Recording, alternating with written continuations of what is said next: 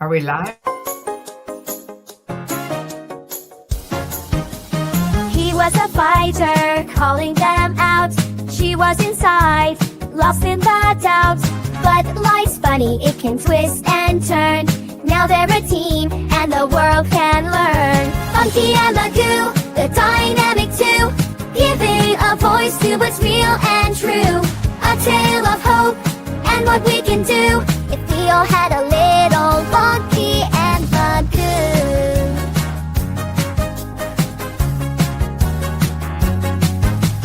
She had the stories, he had the fights. Now they're shining a big bright light. From OT3 to Target 2, they're telling it all. Funky and Magoo. Funky's got the questions, Maggie's got the past. No sec checking needed, we will pass. The needles are floating for those two. The perfect team, Funky and Magoo.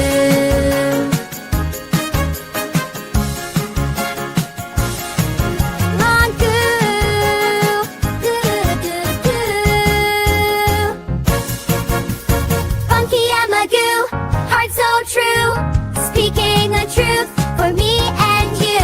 No disconnection or fair game too. They're shutting it down, Funky and Magoo.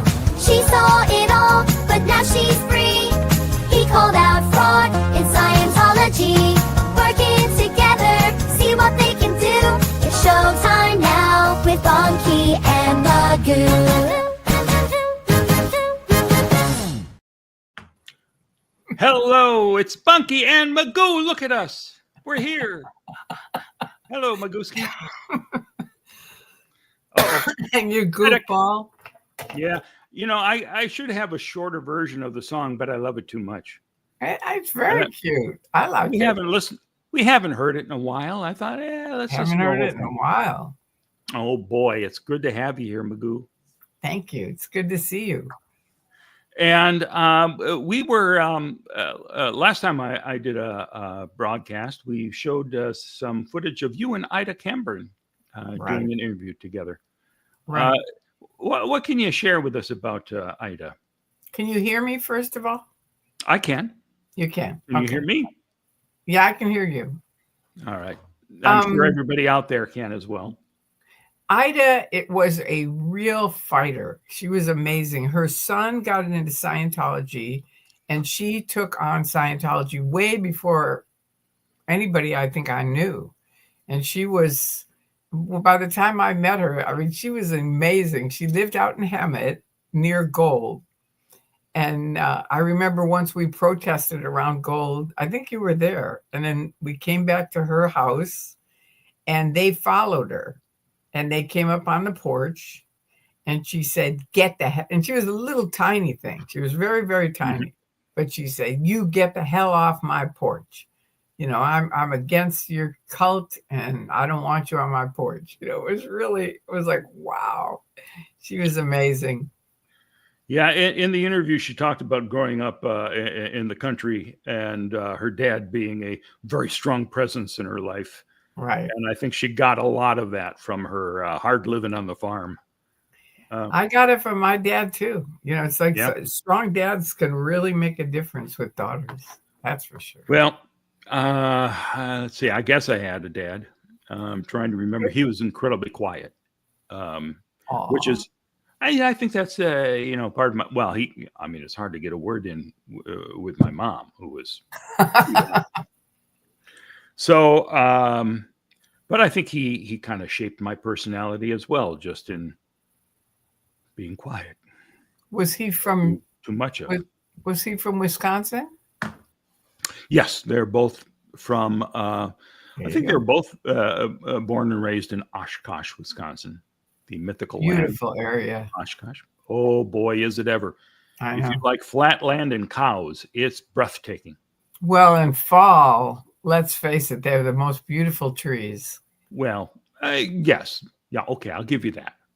There you go. I'll give you that. But there are trees in other parts of the country, too, that turn. Not like Wisconsin, I don't think. We used to go up to Wisconsin just to see them. Well, okay, I'll agree with you then. It's a magical wonderland. It is. America's Dairyland. And look, we've got people who are joining us here. We've got this creepy stalker thing Horowitz is talking about. Oh, I didn't see that. Hello, Tory mods in chat. First he said, the Horowitz, welcome. And then he says, creepy stalker, question mark? I don't know what that is. Are you Eric maybe referring to the person who followed Ida? Oh. I have not gone back to look at all of these yet, but let me just quickly say hello to Goblin, who's saying howdy Kelly there. A bit too spicy for your family. What are you talking about here? How is the dinner with the family? Oh, they had a spicy dinner. Okay. Well, I'm sorry to hear that. Moose on the Loose says we are two favorite people of Moose's. I love that, Nick. Yeah. Lupita's waving again. She always comes in waves. Nice of you. JB808 is here. How about that? That's right. Eric's going to be doing an interview with me Thursday night at 8 p.m.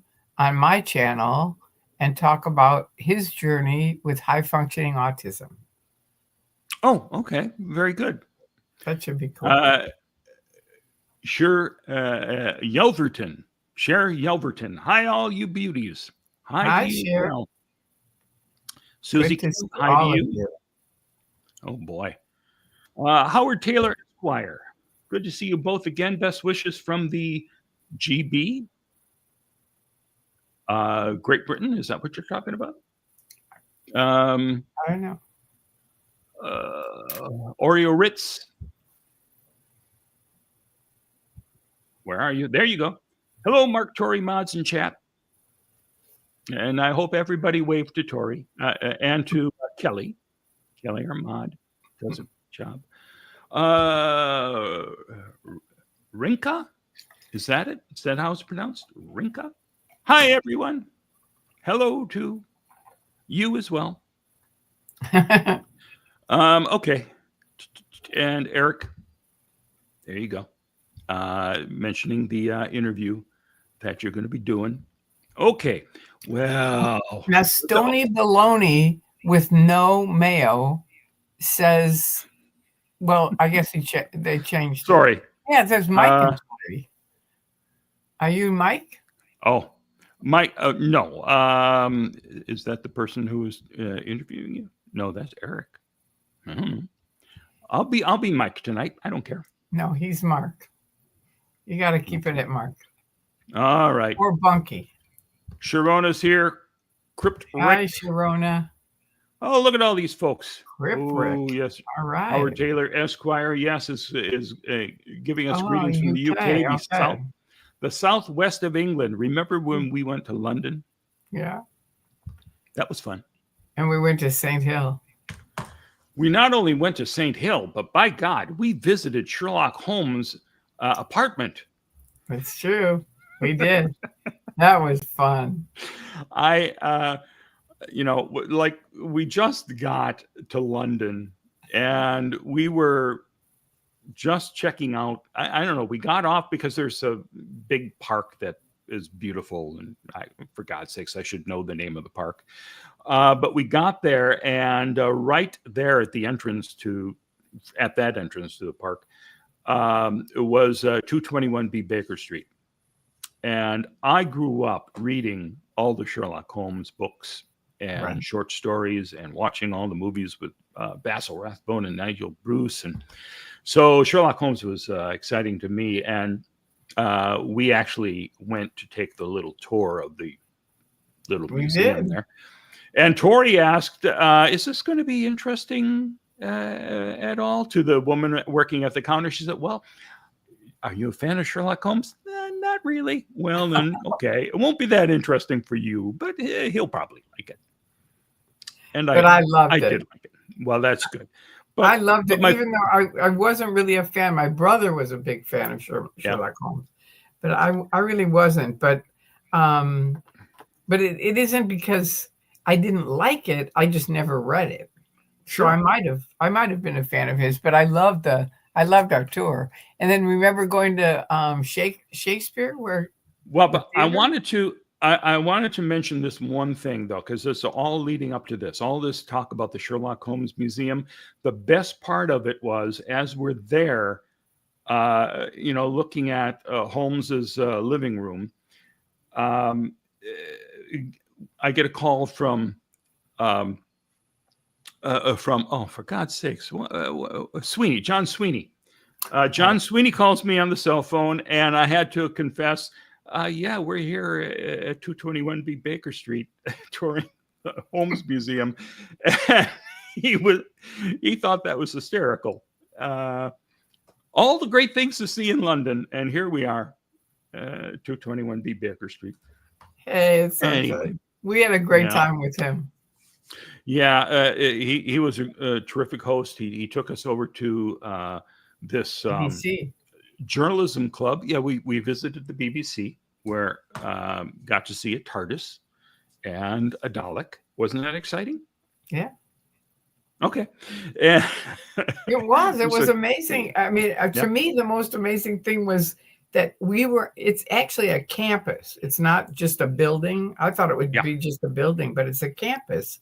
And we went from where we were having lunch to where he edits. And remember that kid came up and said, Tori McGoo, I'm part of your YouTube site. And John we were out on the sidewalk. Yeah. And John loved it. Yeah. This fan of Tory's came up on the street in London and said, "Oh, I'm such a big fan." And here's John Sweeney, one of the premier journalists on the BBC. Did he get recognized? No. Why is Beard Man? Did he get recognized? No. But Tory, oh my God, Tory, I love you. And we just, we both enjoyed that. John and I both were amazed. I had something like that happen just a few days ago when we had a big YouTuber here in Clearwater doing a piece on Scientology, and I was kind of helping them do this piece. And at least 4 people came up to this guy while we were having lunch to say, "I love your work."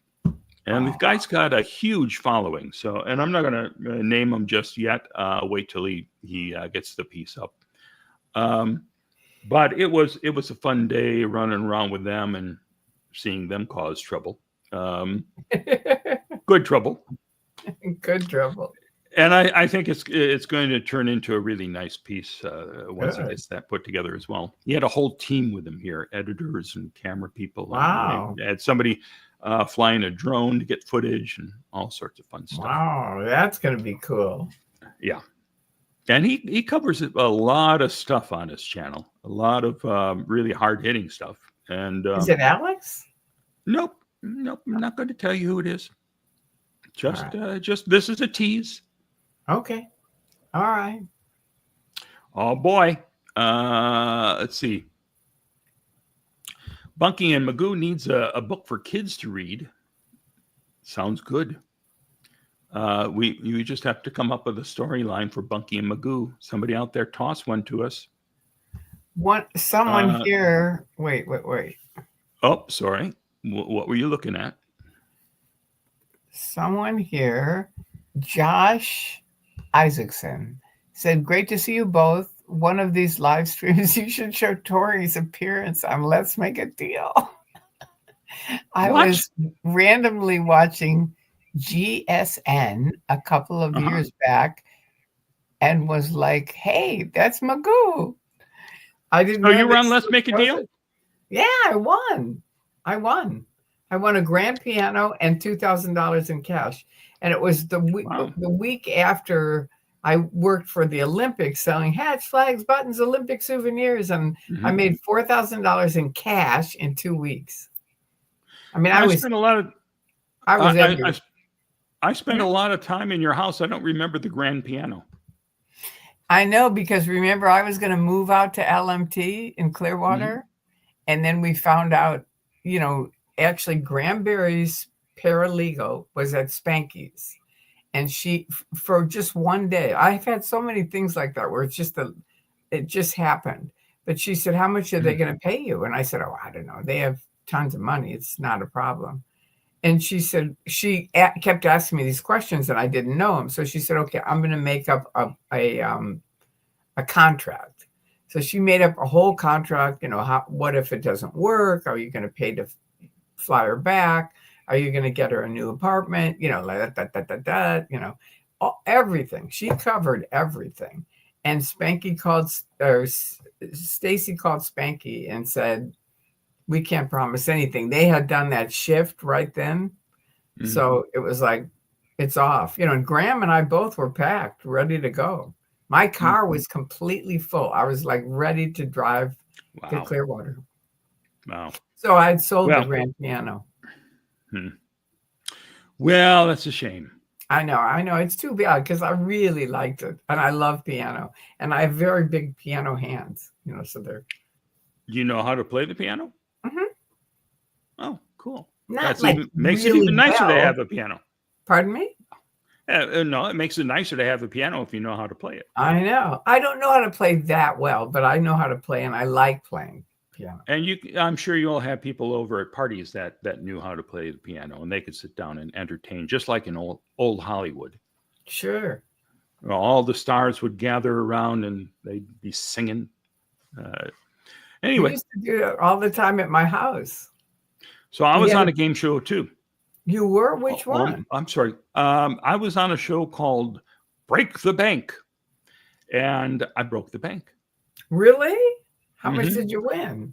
Well, it was a syndicated show, and it was couples.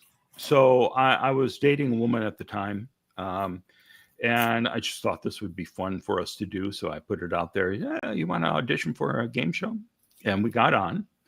And the first show, we won. And that meant we had to return as returning champions.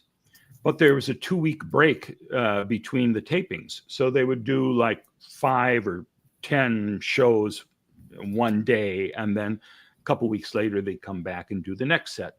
Wow. So we had to come back then for the next show. And in the meantime, she said, I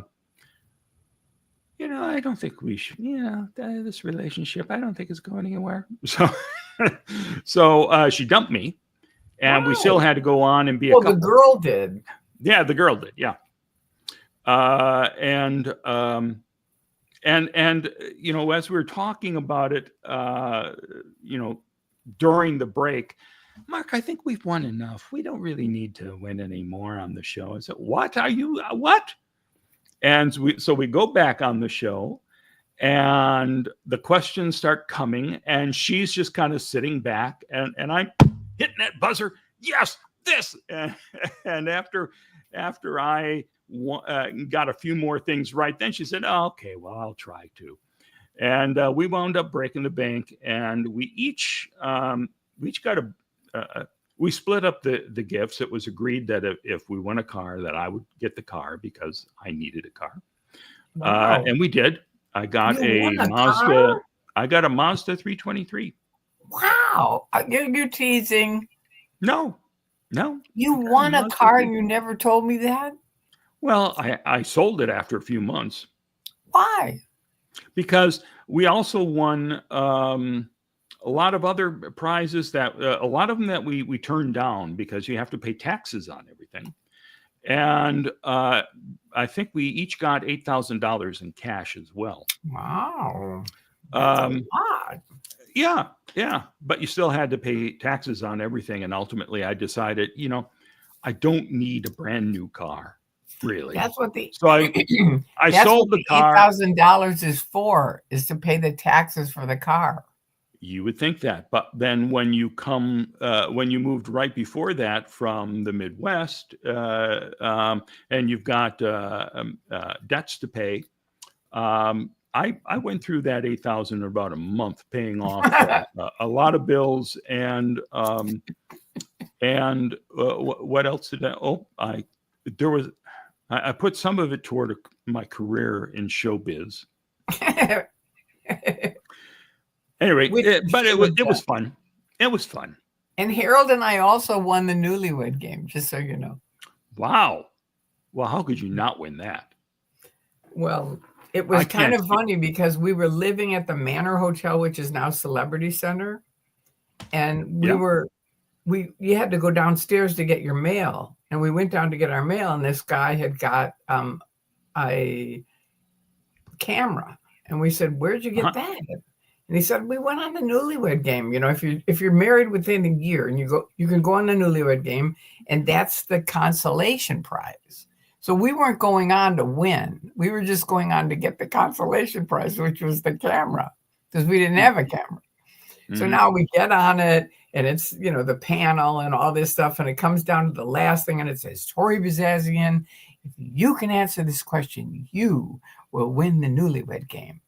And it cuts to commercial, comes back, and it goes, "All right, does your husband have a photograph of you in his wallet?" Well, I knew he didn't because we came on to get the camera.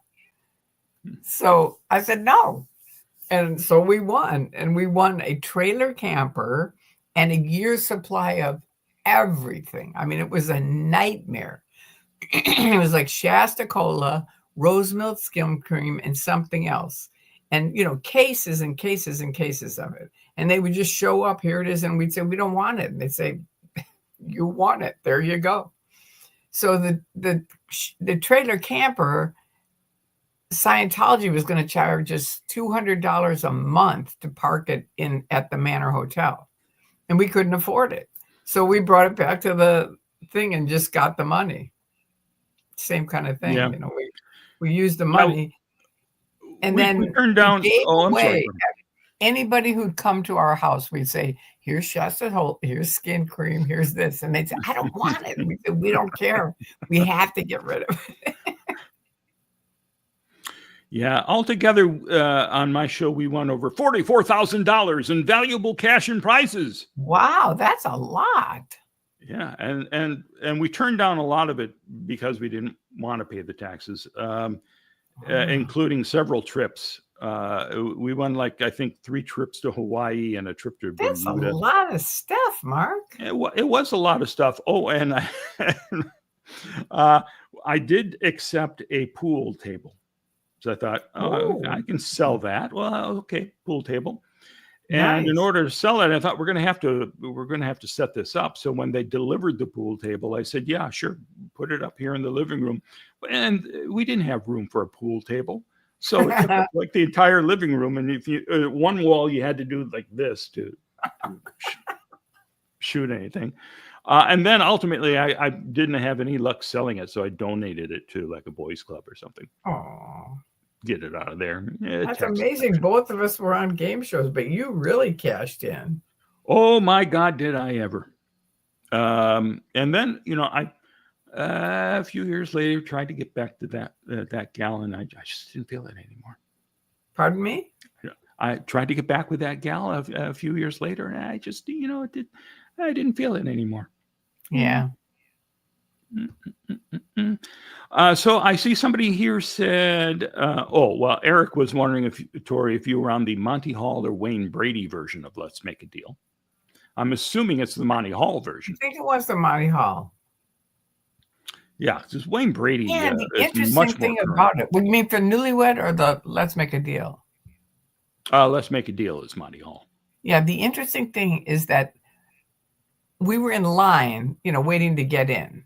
Mm-hmm. And the lady in front of us was with her daughter, and her daughter was really ticked off. And so was the mother. And the mother I said, "What's going on?" And she said, "Well, my daughter won. She came in second place yesterday." And I said, "Okay, I don't mean to be rude, but we've got a little time here. And I'm kind of curious, like, she won second place. Why is she so ticked off?" She said, "Well, you don't know the whole story." And I said, "Well, we got time." So she said, "All right, here's what happened. And this is the truth." She said, "My daughter was going to pick like door number 1. And one of the ladies, you know, that worked there came up to her and said, 'Try door number 2. And so she picked door number 2. And the car was door number 1. So now this is in my head, and they picked me to be in the little concession thing, and I win and win and win. You have to, first they gave us some money and then this, and I just kept playing. And now I'm at the final thing. They cut to a commercial, and the girl shows up, and she goes, pick door number 2. And I said, what is it? Kind of like that. And she goes, try Europe. So now it's commercial, and I'm thinking, is she lying? Number 1. Can we even go to Europe if we win? Because we both worked. So it was like, how are we going to go to Europe? So I thought, you know what, just forget what she said and pick whatever door you want. So I picked door number 3. Remember, she said 2. Mm-hmm. And number 3 was the big deal. I won. So that's pretty creepy to know that they do that. Yeah. I don't know if they all do, but that one did. Well, there was certainly nothing crooked on the show I was on. I won fair and square. And it was when I actually had a memory, so I could answer questions. But they would reveal clues to whatever you were supposed to identify. And I remember one of them that I got was, the first clue was poster. And I figured, I think I know who this is. And the second one was teeth, and it was Farrah Fawcett. Yes. Really? Yes, Farrah Fawcett. Yeah, because that was a famous poster of the period of her and Charlie's Angels. True. With their hair and the teeth, and Yeah, but that's pretty good. That's pretty good to catch that. Yeah, and then the other one, I barely know cheeses, but there were a couple clues. One of them was eat 'em. Cheese. Oh boy, and I won that. So I was on a roll. You should do another one. You can only do 3 now. Huh? Yeah, I think that was the case back then when I did it as well. It was the 90s, maybe the 80s. I don't know. At any rate, hey, I did see this message from Stony Baloney with no mail. It says the Clearwater piece is out. So are you talking about the piece I was just talking about? Wow. From the major YouTuber? Tell us who the YouTuber is, Stony. I'm just checking here.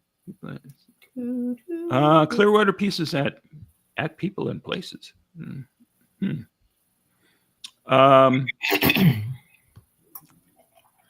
Really? Wait a minute. You really, did you find a video of me on Break the Bank on YouTube? I'd love to see it. Oh, how fun. I used to have a tape of it, and I think I lent it. I think I gave it to Stacy at some point, and that's fun. That was the last one I had.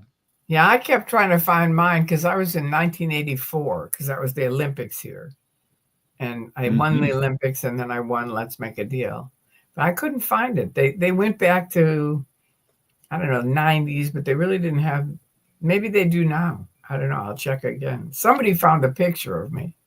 Well, I see the game show channel, and they've got all of these old shows on it, and I figured it's probably, mine is probably in rotation at some point. Yeah. I don't have the needed constitution to keep checking for it.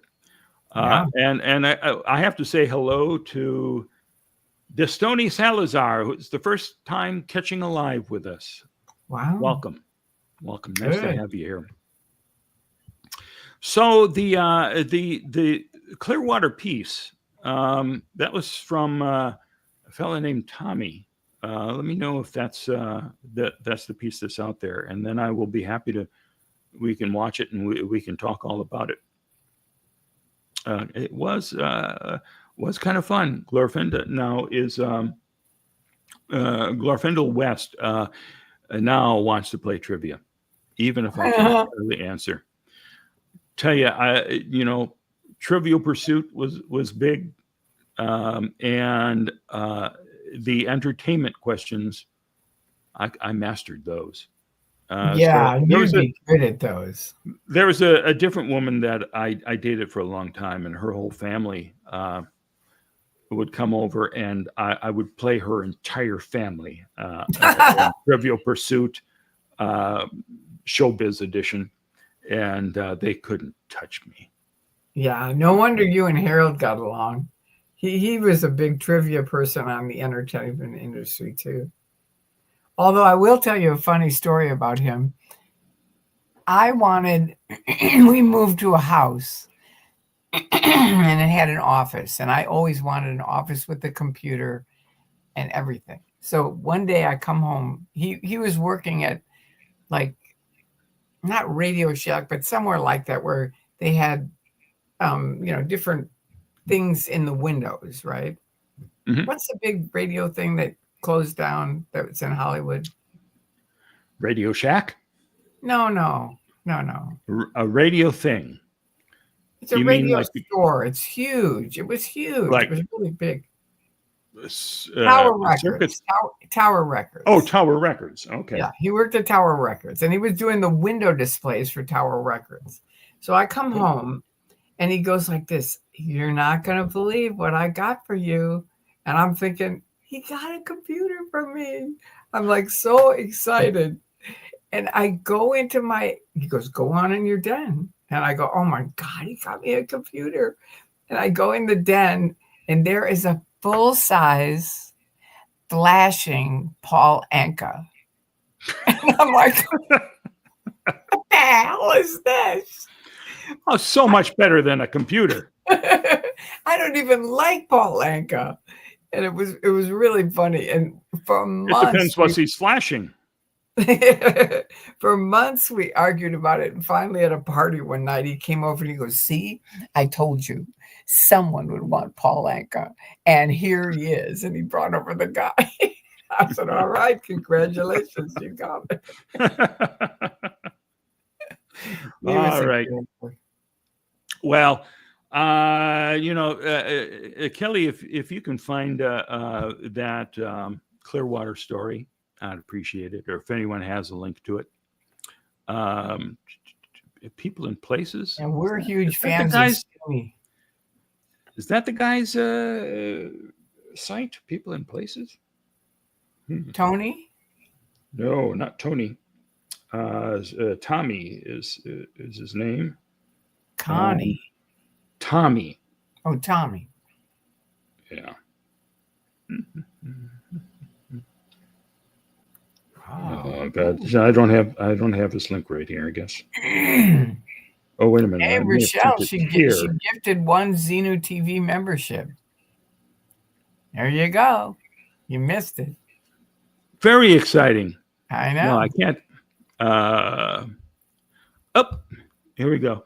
Not a streamer, bro. Thanks for the $9.99, by the way. Thanks. March 2nd, a channel called People in Places released a 32-minute video called Scientology's Clearwater, a look inside Florida's most controversial town. Well, that sounds like that's it. And this fellow who did this, Tommy, I'm going to his channel right now. I don't see. I don't see that here. That's not the name of his channel. Popular, latest. I'm looking at the latest. Okay.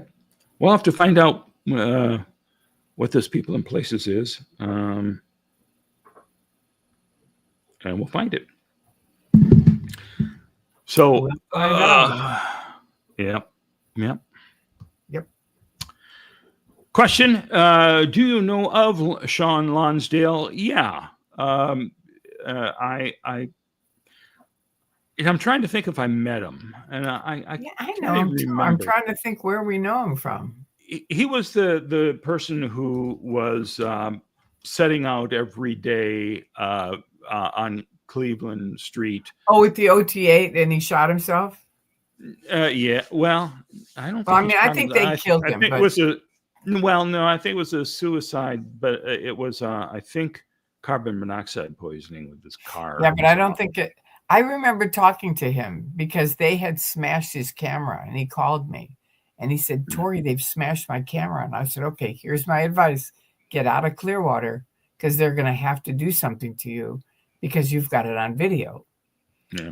And he didn't. And the next thing I knew, he was dead in his apartment, and it was supposedly suicide. And I was like, I don't think so. I really don't. Yeah.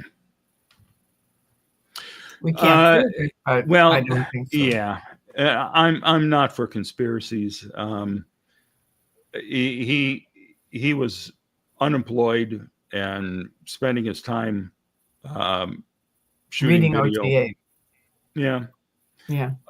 Granted, I'm unemployed and I waste my time at this. But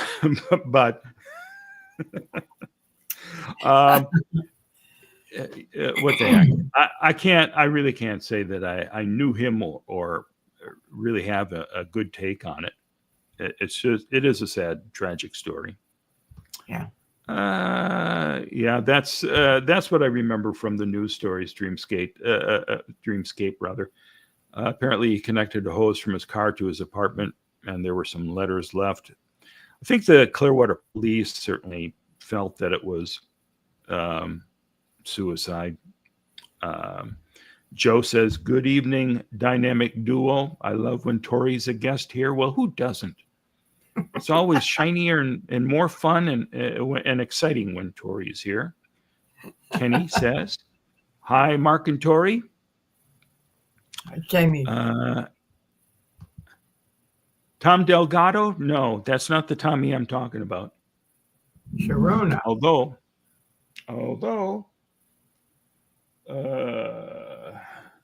no. My guy has a different name, but I'll have to check out Tony Delgado's channel if he's got a piece on Scientology. Remember Tommy Gorman? Do you remember him, Mark? Yeah. I've got some footage of him. Yeah. And I have to say, I interviewed him, and I was, looking through a lot of this footage recently. And he was talking about Kha Khan. Is that the Scientology term? The Scientology thing, yeah. Yeah, I was never that really familiar with it, and the way he was talking about it, I was like, "Wow, this is nuts." Which you can say about pretty much anything in Scientology. But Kha Khan is really nuts. Yeah, and then I was. Well, can you explain Kha Khan? Because I can't remember it all. All I know, I never really knew that much about it, but a guy showed up. I was working at a Wise, which is a Scientology business company, and they were basically setting me up. Well, I know why, but it's too long a story. But anyway, they were setting me up. And all of a sudden, this guy, Doug Owen, not Doug Owen, the artist, but it's Doug Owen, the artist's brother. And I think it's, I think. Wait a minute. Doug Owen, the artist, has a brother named Doug Owens? No, I don't think so. I think he just said, no, I'm not. But anyway, long story short, this guy shows up and he says, I'm Doug Owen and I'm working here now just to do this specific project. And I am Kha Khan. And I said, and what does that mean? And he goes, I have unlimited okay to do whatever I want to do. And everyone all the way up the line, to David Miscavige, RTC, everyone will back me up. And I said, okay, whatever. I mean, the place was kind of a shithole. So I was kind of pissed off. I mean, the guy had just bought a Jeep, a brand new Jeep, pulled it in, and then that day announced, oh, I'm sorry, everybody. This is Harvey Schmidecki, by the way. I'm sorry, everybody. I can't pay you this week because we don't have enough money. And it's like, you have enough money to buy a Jeep, but you don't have enough money to pay the employees. It really pissed me off. So this guy spreads around a survey that we're all supposed to do, right? And we fill it out. And my friend and I, it said at the end, anything else? And we both said, yes, we want to get, if we work for a week, we want to get paid. That guy took me over to his apartment, did this really vicious number on me. And I was like, what the hell is going on? I mean, it got weirder and weirder and weirder. And I finally said, I found an old man that worked at the company. And I said, look, I can't tell if I'm going insane or if I'm getting third party, meaning people are saying shit behind my back about me. But I need you to tell me the truth and tell me which one it is. And he goes, well, I'll tell you this. You're not going insane. So they were basically third partying me and setting me up, right? And so now they come up with a whole thing, anyway, it was a long thing. And I go to the partner and I say, look, Craig Ferrara, this isn't fair. You haven't even, no one's heard my side of this story. This is a setup. And he goes, well, write it up, with all the policies, write it up. So me and my husband's partner's wife and she was never in Scientology, but we stay up all night going through the green volumes, doing the policies, writing the whole thing up. I show up the next day, and these are OT8s that work there, and they're all, which is the highest on the triangle of Scientology, and they're all standing there shoulder to shoulder. They won't let me in. And I said, what the fuck is going on with you people? These were friends of mine, right? I was like, what is going on? This was all part of my waking up early on. It wasn't early on. It was in the 90s, I think, or maybe 2000s. But it was pretty freaky. And they said, the only thing you can do is go up those stairs and talk to Doug Owen. So I go up the stairs. I walk in this room. There's nothing in the room except a table and a tape recorder. And he goes, sit down. What are your crimes? What are your overts? And I said, fuck you. I said, I'm not doing this. This is like Guardian's office bullshit. I'm not doing it. And he keeps screaming at me. And I said, goodbye. And I walked out, went down the stairs, went in to see Craig. And Harvey was a big, tall guy. And he's standing over me and he goes, you're in a lower condition. And I said, and you can go to fucking hell. I'm out of here. I'm done. And I quit. That was it. It was just like, I'm out. That's it. And it took me 3 more years to fully wake up. That was 3 years before I woke up. Yeah. But it was bad. I mean, I had some bad shit that happened to me that you don't even know about. That's one of them. But that was a really big wake-up call for me. Or like, who are these people?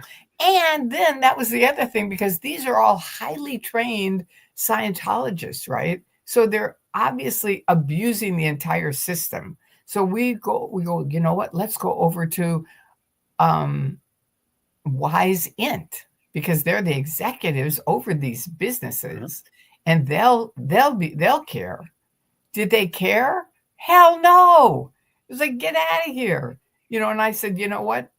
I just realized they pay them every month. Yeah. They have to pay a percentage. So money talks. They don't care about the policy. Yeah. Yeah. Which for a regular person is like, of course, but for Scientologists, where if it isn't in writing, it isn't true, and the whole bullshit thing, it was really a wake up call.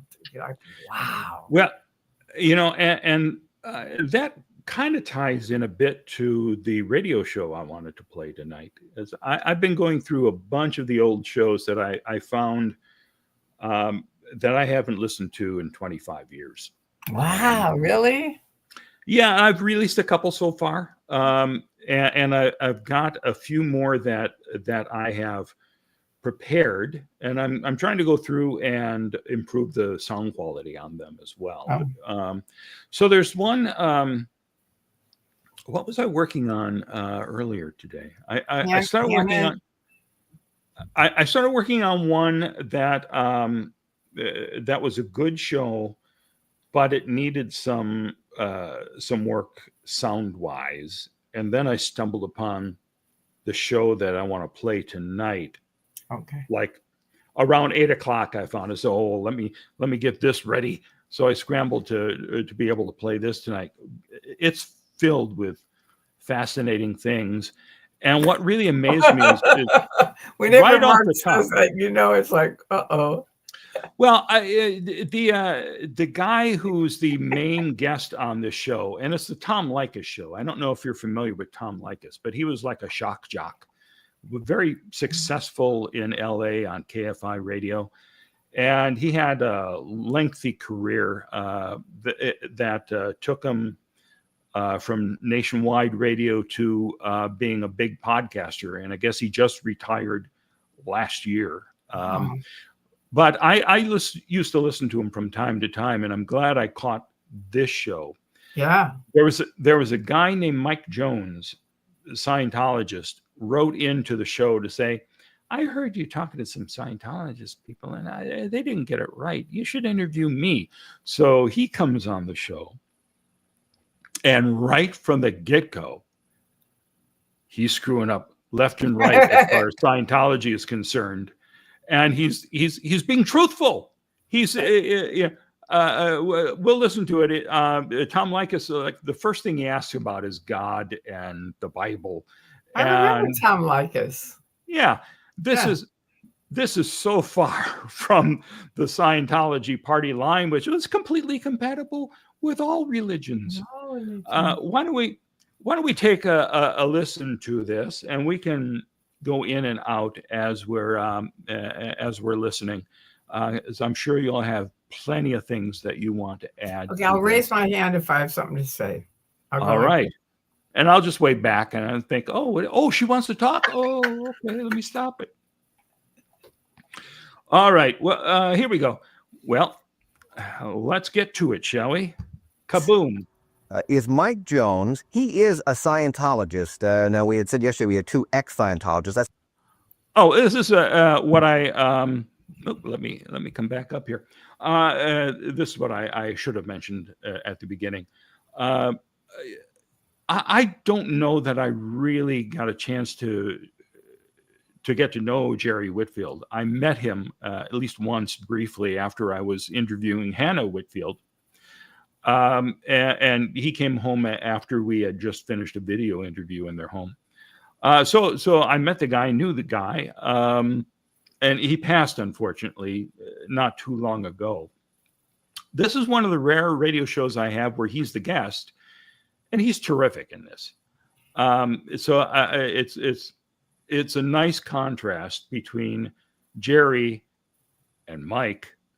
So here we go. Let's get back. Let me just say one thing about Jerry, because we became really good friends.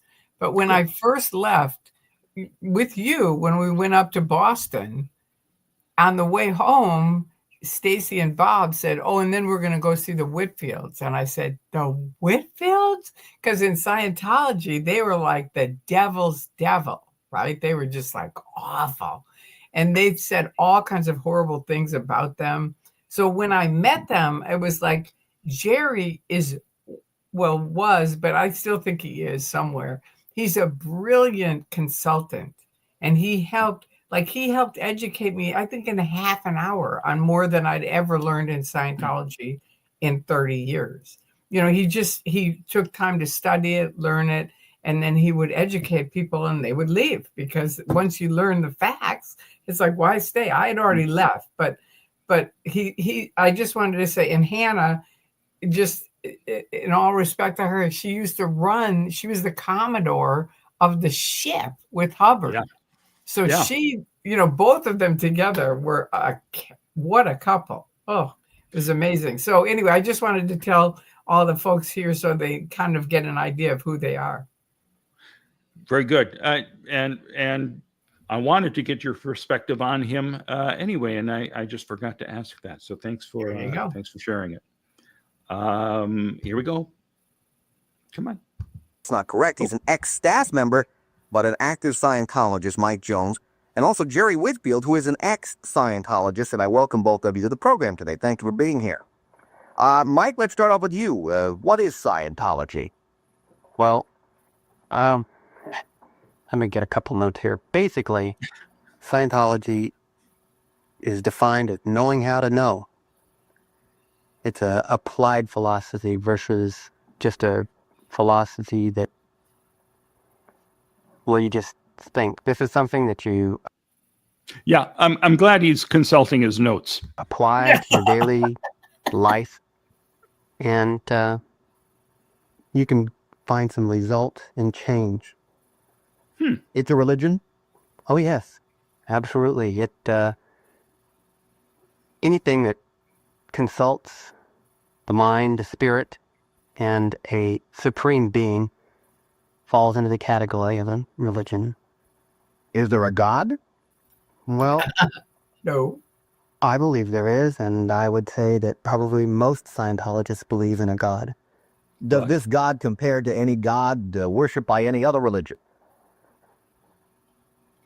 No. You I didn't have wouldn't notes on know that. what. I can only know what it is for me. I couldn't really answer for what other people believe in other religions, other than the fact that you might believe that there's a basic being that created everything. Yes, Is it the God of the Bible, for example? Come on. the Bible isn't used in Scientology because it actually kind of gets in the way because there is so much contradiction. You know, it's a good moral director. Now, can you imagine, Tory, can you imagine what Scientology was thinking when this guy's going, oh, the Bible's not, we don't consult it. We don't, no, it's, this is not the message they want to get across. No. Everybody who has ever gone on a TV show promoting Scientology, it says completely compatible with all other religions, completely compatible with Christianity. Oh, yes. The Bible. See, that was in the old days. That's the way they thought. See, they Yeah. only changed that and where it became a religion in the 70s with Wallersheim. That's when it really became a religion. This is 1990, and he should know better. 1990? 1990. Oh And my I'm sure that God. I'm sure this caused a little bit of problem for Big him. time. He's So obviously not OT3 Oh, no. I don't think so. No. because Hubbard was against God, Jesus, churches, you know. And he's about to mention Jesus. And I think he has something interesting to say about him as well.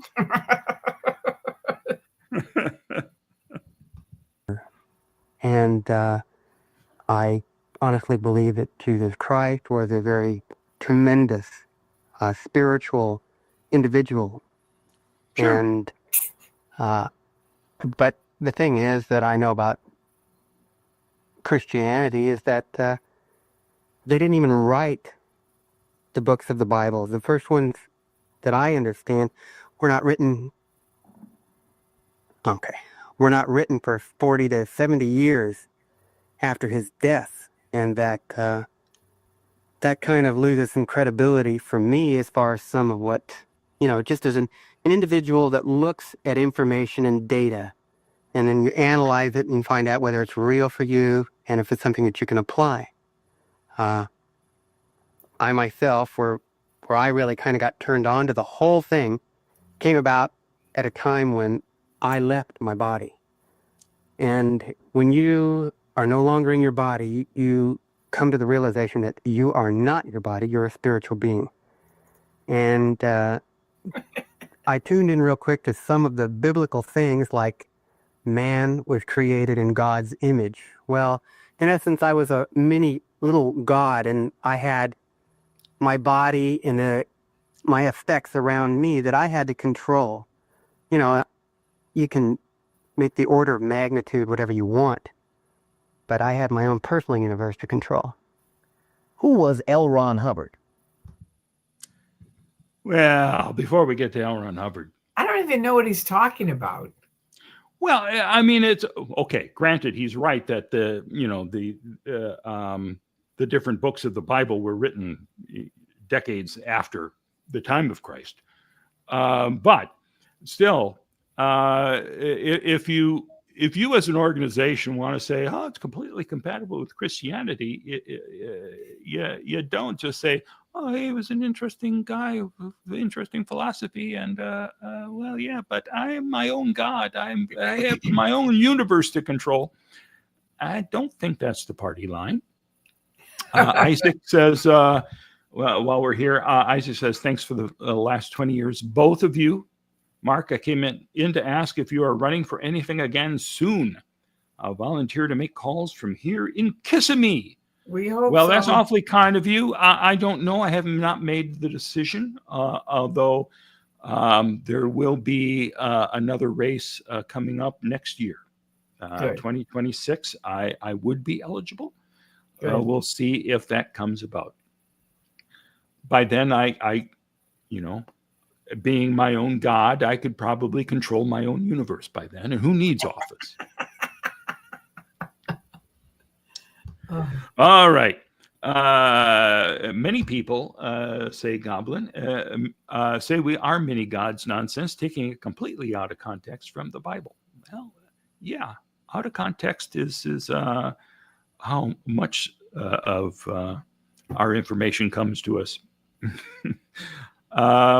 Here we go. More of the show.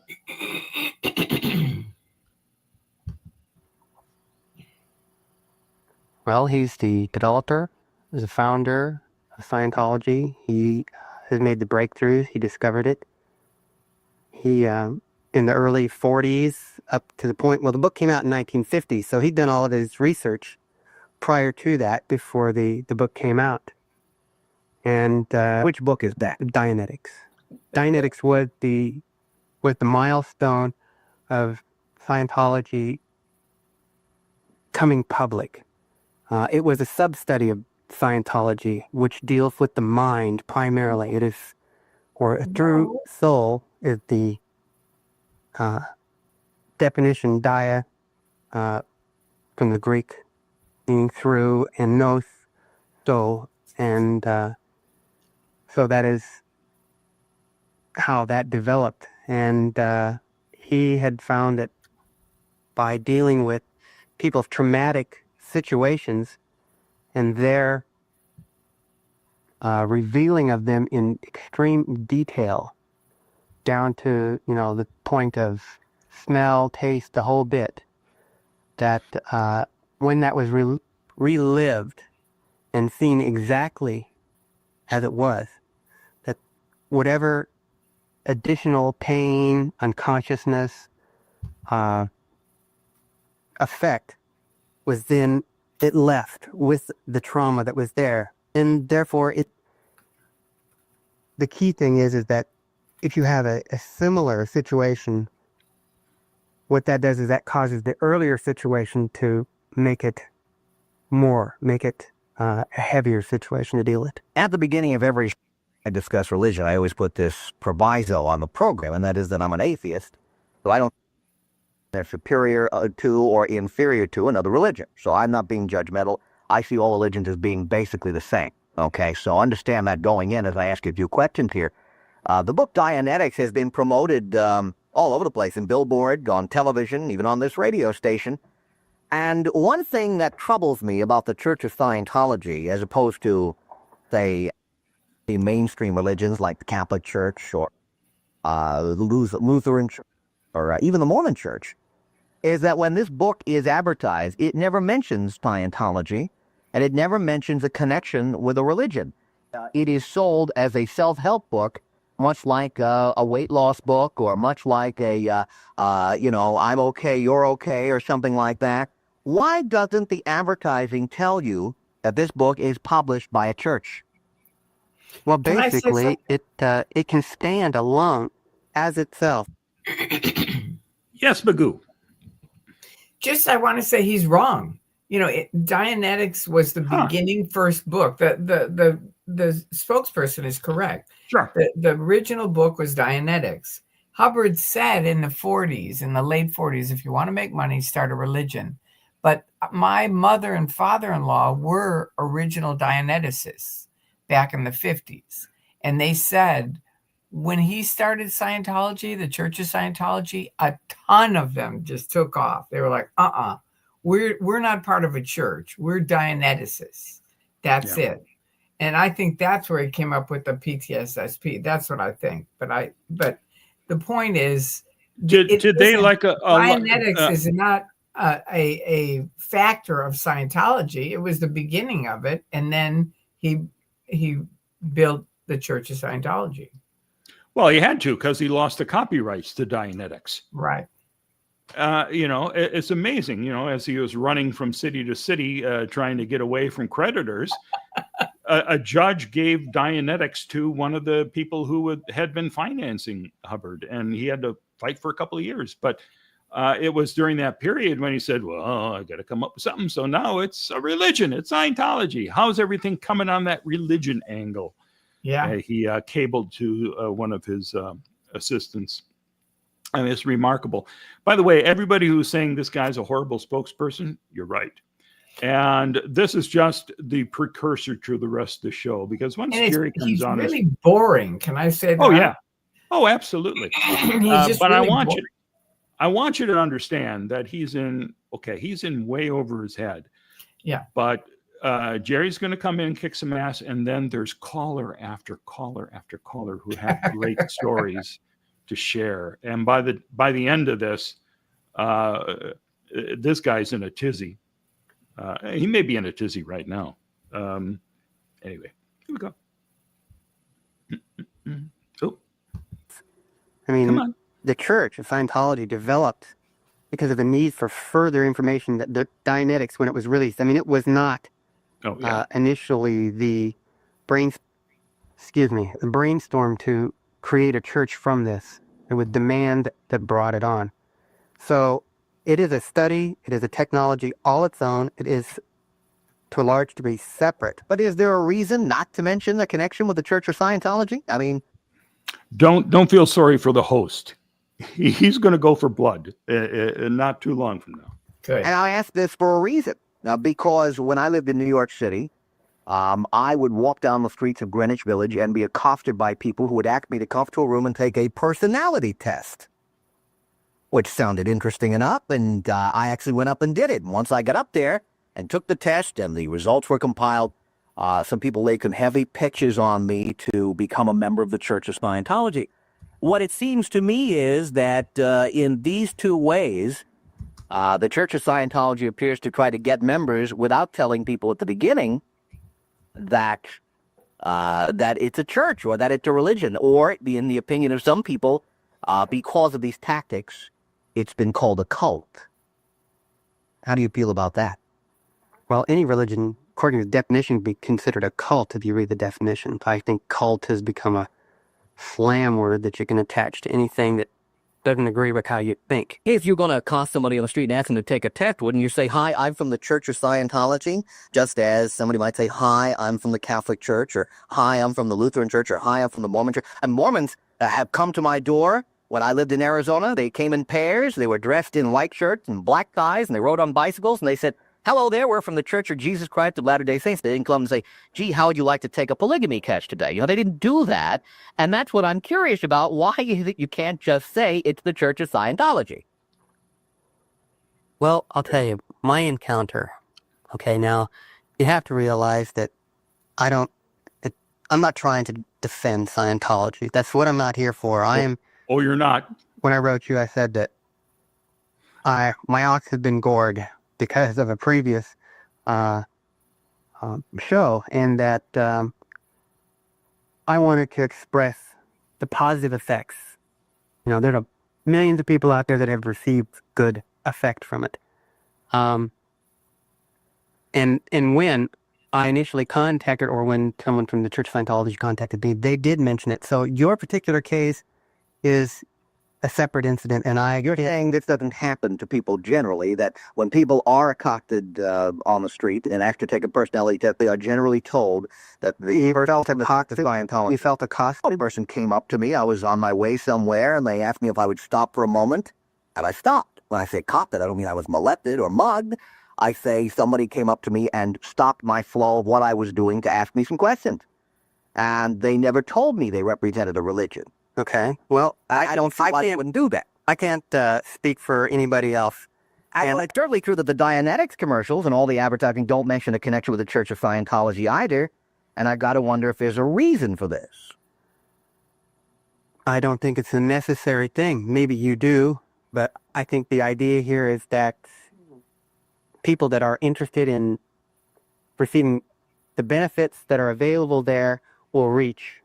They will use it. They'll apply it. They'll get a positive result. They don't.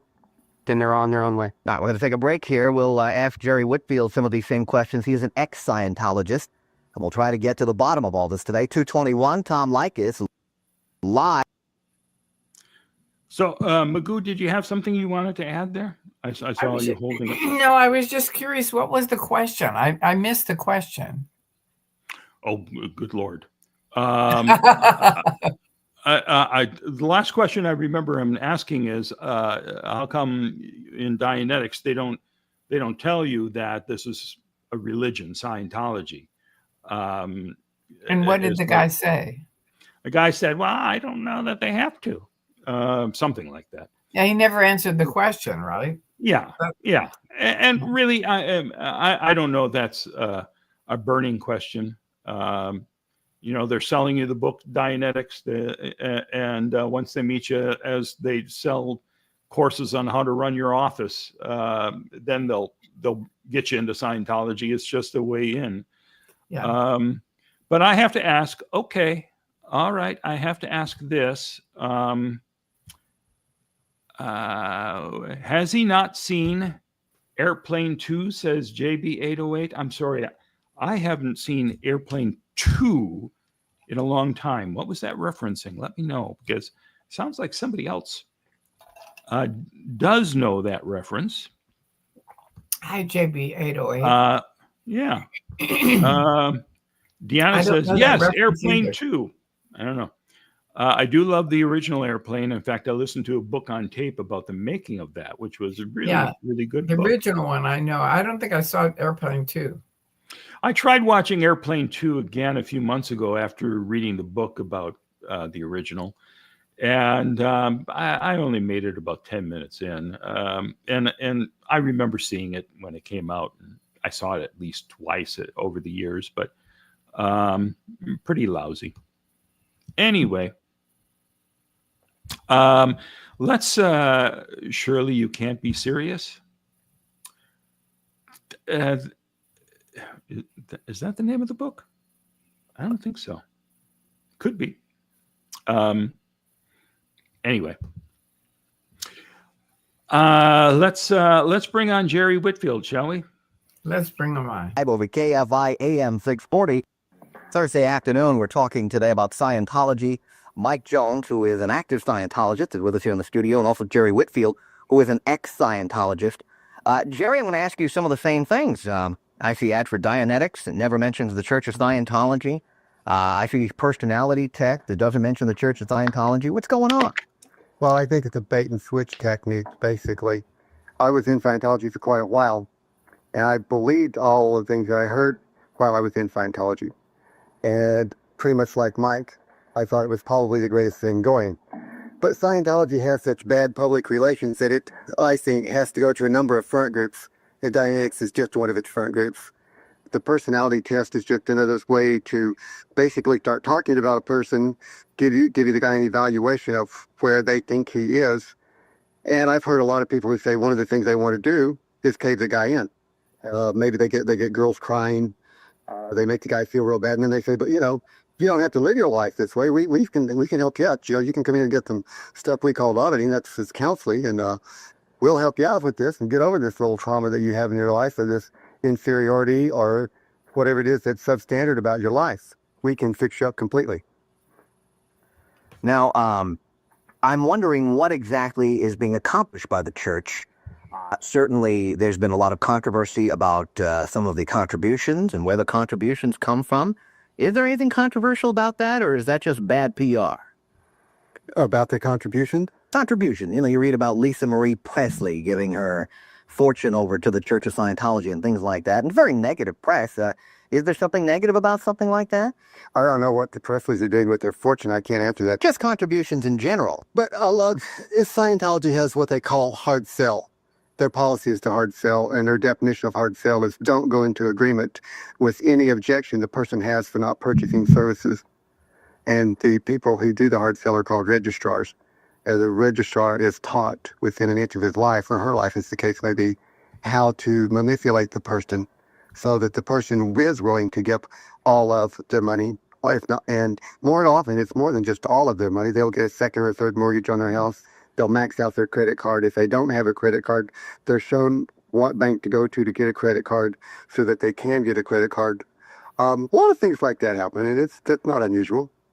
Why would people do that?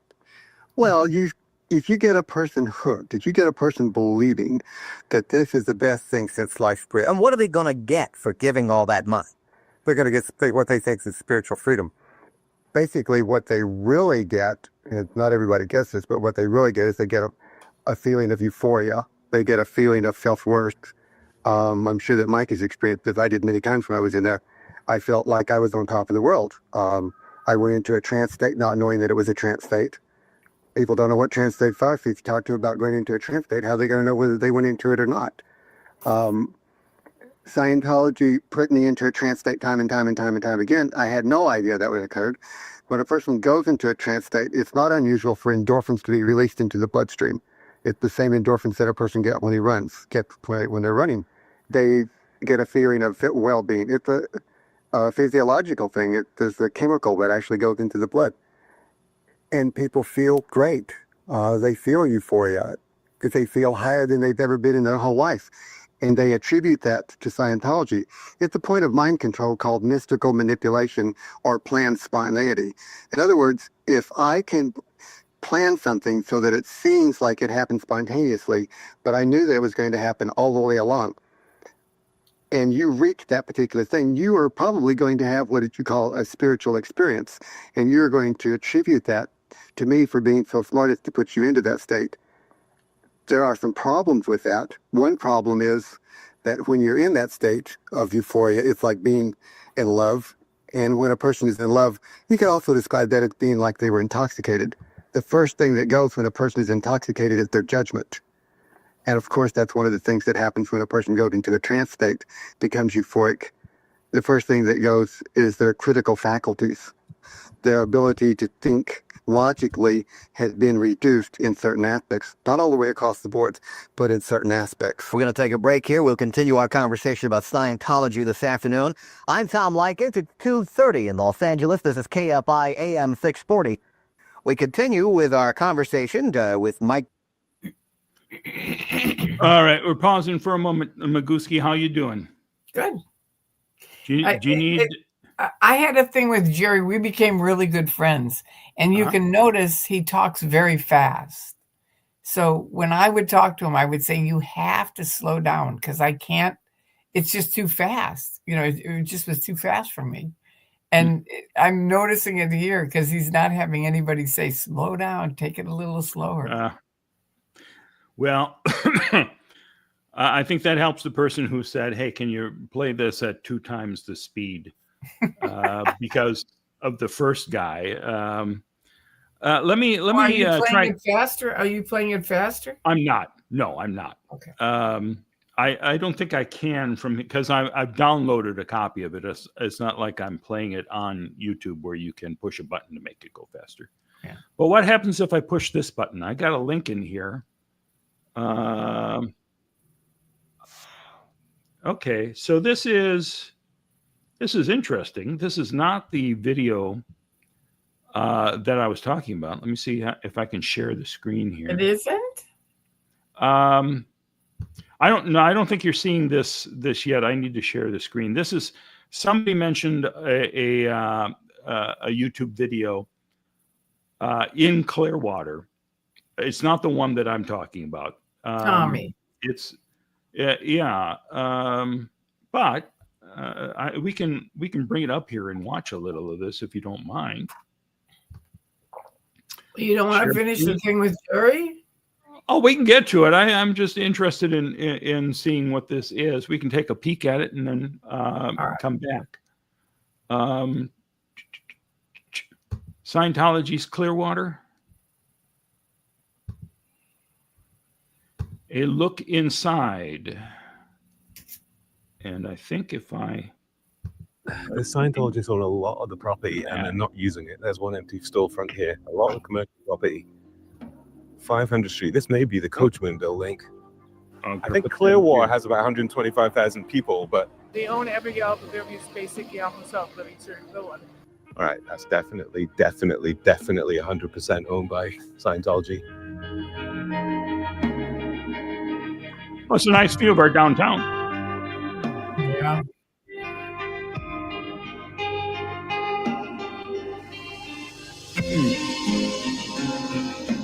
Welcome to the rain-swept, windswept beach, Clearwater Beach, Florida. A beautiful stretch of sand that is unbelievably having one of its only rainy days in the last few weeks. But here I am. Well, why am I here today? Well, I'm not actually here to film the beautiful pier or ocean. I'm here to take a trip across the water to a place called Clearwater Town. And in Clearwater Town, there is a controversy.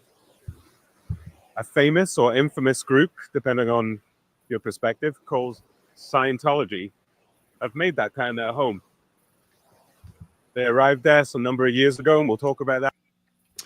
All right. Well, I mean, that's probably a very interesting video. It's not the fun, dynamic video that you're going to see from this other fellow.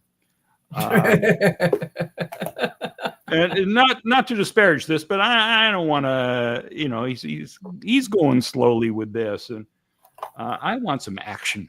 I want to laugh. This guy's not making me laugh, for God's sakes. But I'm sure it's a great piece, and I will watch it after we're done with this. Now, Magoo, here we are. I just need to stop sharing that screen. Back to the very big show. I'm new at this. I mean, it's remarkable that I'm able to do anything here. Stop screen. Stop it. Stop. Oh, I'm trying. Oh, I'm new at it. All right. Well, I think, let's see. Oh, you suck. Oh, what have I done? Magooski. Magooski. I don't want to get rid of that guy. I said, stop sharing the screen, for God's sakes. Everybody talk among yourself. Tori, do you have some more stories to tell? Well,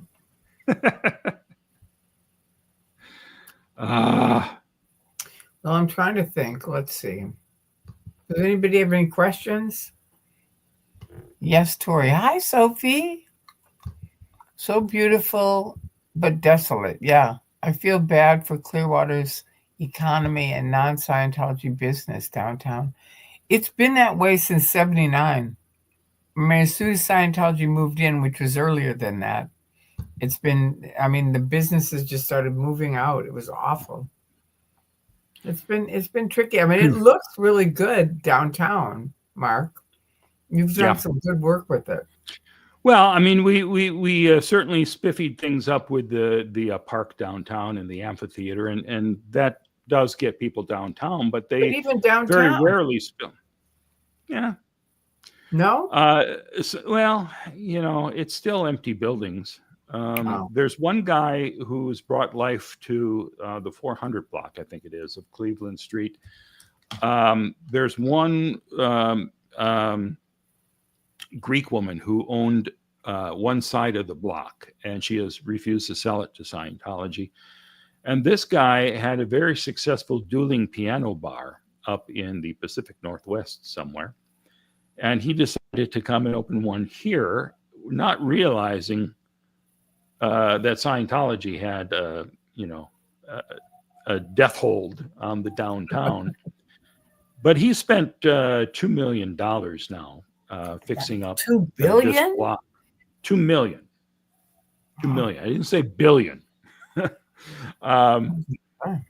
But you know, he's trying to make a go of it, and he's when you know, it's a weekend night, it gets hopping there. So he's having some success, but it's an uphill battle when you've got the other buildings around you being purposely left empty. And by the way, apparently there's going to be a vote in the next city council meeting here about whether the city, now this fellow told me that the city is selling a street to Scientology Come on. pave the way. to pave the way for the L. Ron Hubbard Hall, and they're voting on whether to do that in the What next is the meeting. L. So I'll Ron be Hubbard attending Hall? What is that. that? This is a huge auditorium that they've been working on raising money for a number of years now. Wow. And Tony just did a story on it in the last day or two.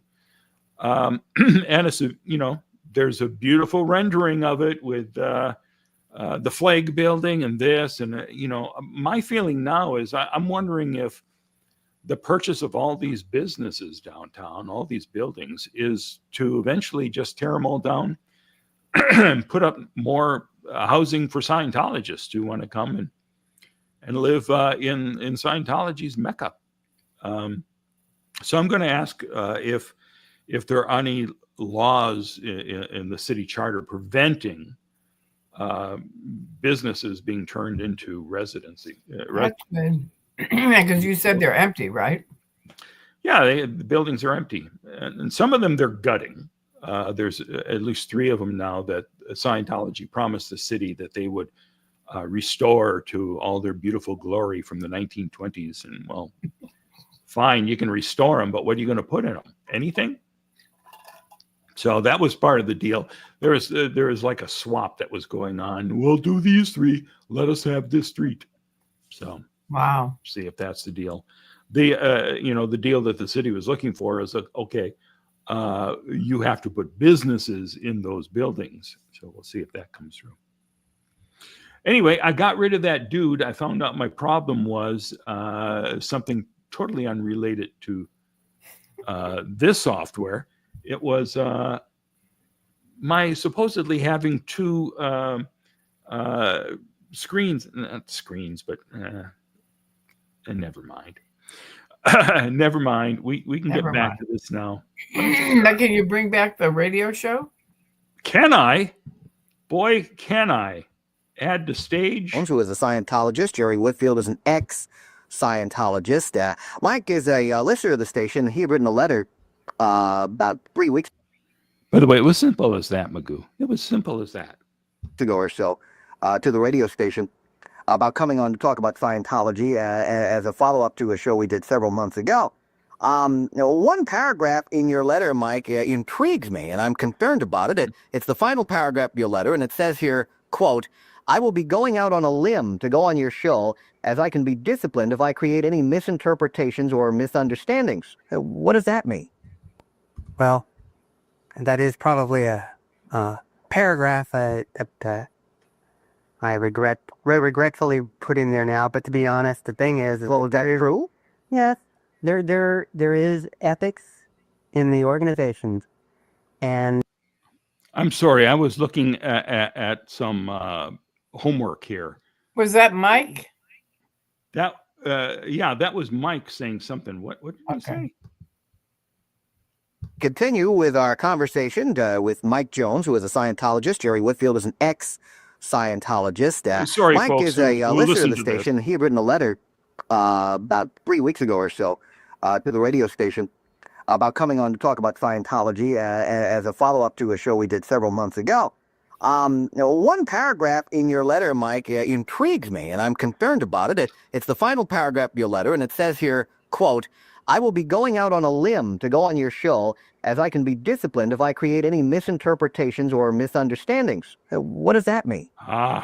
well, that is probably a paragraph that I regretfully put in there now. But to be honest, the thing is, Well, is that true?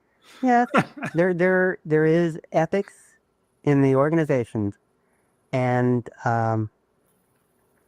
Don't ethics have something to do with intent? I mean, for example, you came on there and unintentionally created a misimpression. That wouldn't mean you're an unethical person, would it? no, the point being though that creating a situation to begin with, this is my creation. I was the one who sparked the program from my letter. I take responsibility for my actions. I believe that's one of the primary things that I've learned from Scientology. It's Is what? is being responsible for your actions. The point is that I am I want to continue my pursuit up the bridge. But Why would you be disciplined? I mean, well, we've had Catholic journalists who were not necessarily members of the Catholic Church hierarchy come on this program and defend the Catholic Church's attitude toward the pro-life movement, for example. None of these people were afraid of the Pope calling them in and disciplining them. I don't understand why you would be disciplined just for making an appearance and talking about your feelings.